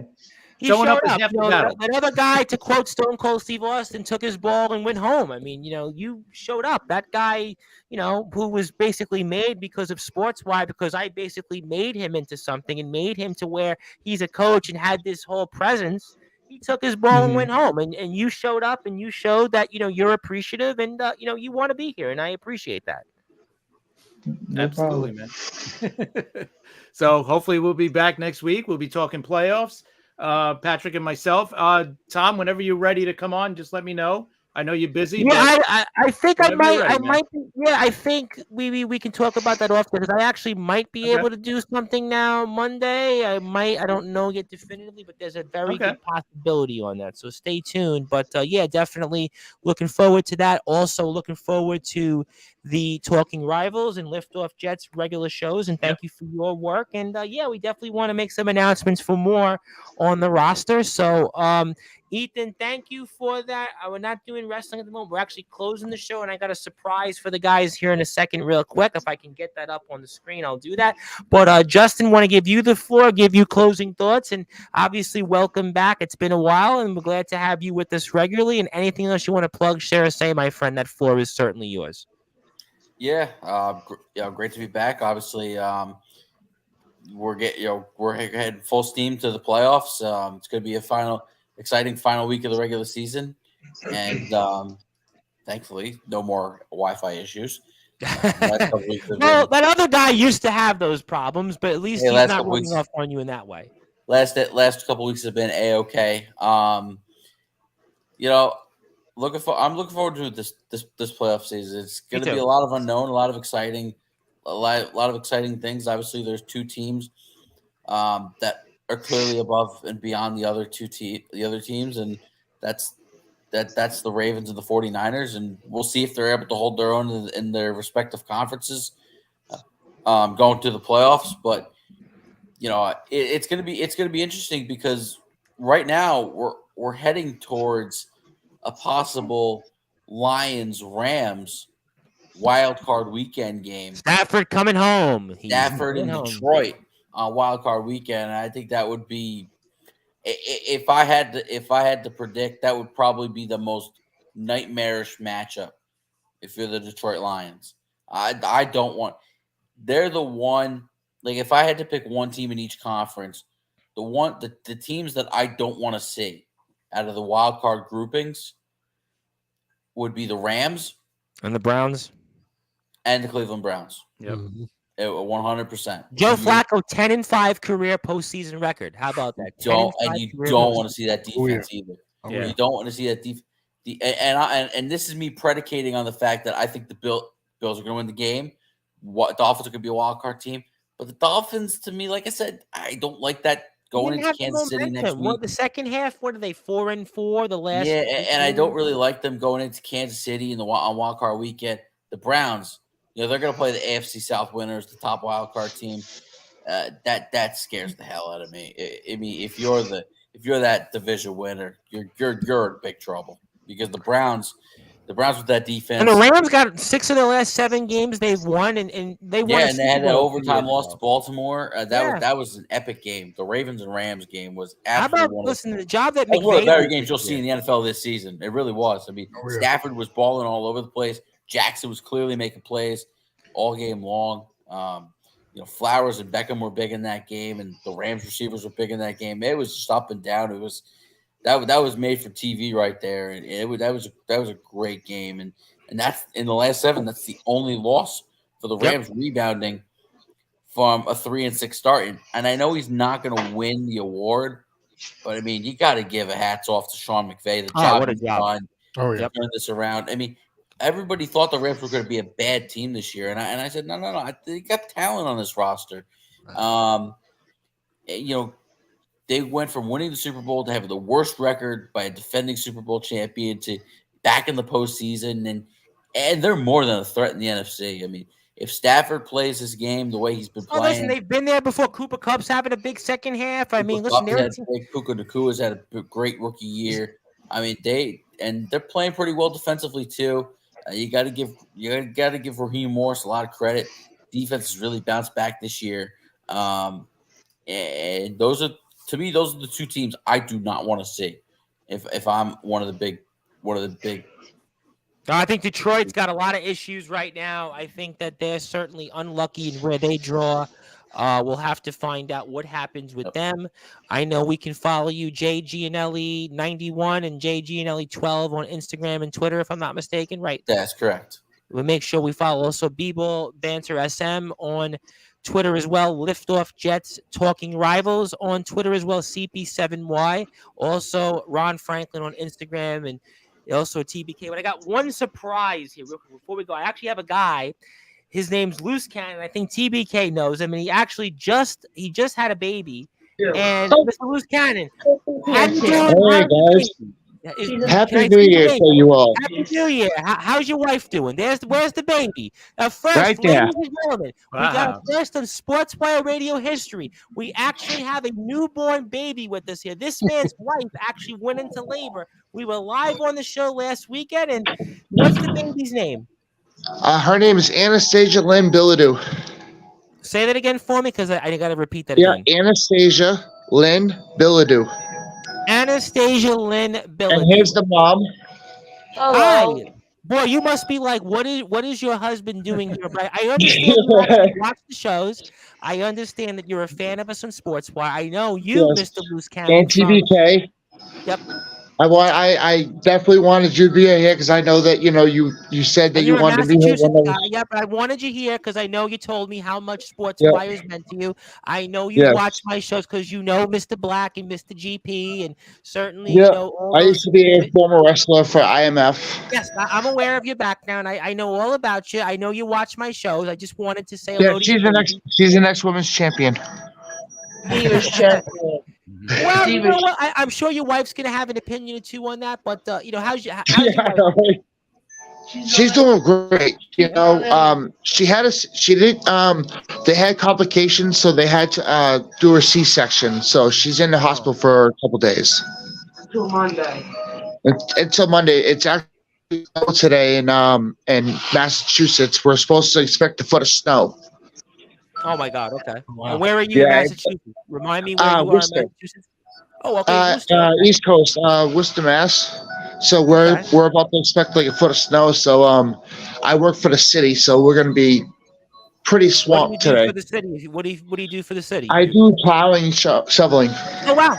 Okay, you're certainly doing God's work then. Well, you know what? I obviously wanted to say hello to you. I know we tried to get you on the show yesterday, but I know how much this meant to you. So I wanted to give you the opportunity to come on live. And Anastasia Lynn, certainly we say hello and God bless to her. And we certainly hope that the future bodes well for you and your family and your wife. Certainly, make sure your wife is. You got to give your wife a lot of credit for letting you to come on here live with us. And that was my surprise. And I hope to see you this weekend. Yeah. Yeah. So I want to thank you, Tom. Yeah, like I said, I'm always a huge fan. I always watch the show. Thank you guys for giving me this time, and you guys got to meet my little princess, TBK. It's always an honor. Like I said, Happy New Year to all. Chris, I love the Yankee shirt. By the way, I've always seen it and stuff. Are you from New York? Yes. Yes. Yep. Oh wow! So you're part of the East Coast too. Yep. Yeah. Justin and Chris live on Long Island. Chris is from Brooklyn. Ron is in Pennsylvania. So you know Grim, Justin? Or Dave Hitchens? No. What's that? No, they don't know. Oh. They don't know. All right, Ron. I know. Honestly, Joe, I appreciate all you do for us, and I know you. Let's go spend time with your wife. Go spend time with your beautiful baby. I'm going to be on a couple of times in the weekend, so I'll definitely see if you want to stop by for a few minutes. We'll see if we can make that happen. And go get some sleep. Go get some rest. And God bless you. All right. I'll see you later. Buddy. All right, there you have it. That was for a few minutes first in Sportswire radio history. We got a chance to see a baby recently born. That was my surprise for the night. So hopefully, gentlemen, you like that. That's an interesting individual there, Mr. Joe Bidlow, a.k.a. Loose Cannon. Well, he was Loose Cannon, but thank you, Joe, for tuning in. And I think that's it. I don't know if we'll have that again in Sportswire history, but that was my first. And guys, I'm looking forward to seeing you next week. I don't think we can top that ending anytime soon, although I did have somebody end 2 weeks ago with a gun, but we'll have to see if we did. We had a wrestler came out and said, here's my gun. I'm basically blah, blah, blah. And, we had our incidents, but here, though, there. Ron, so great to meet you in public. Looking forward to seeing you next week. TBK, we'll see you when that podcast comes up. We'll see you next week.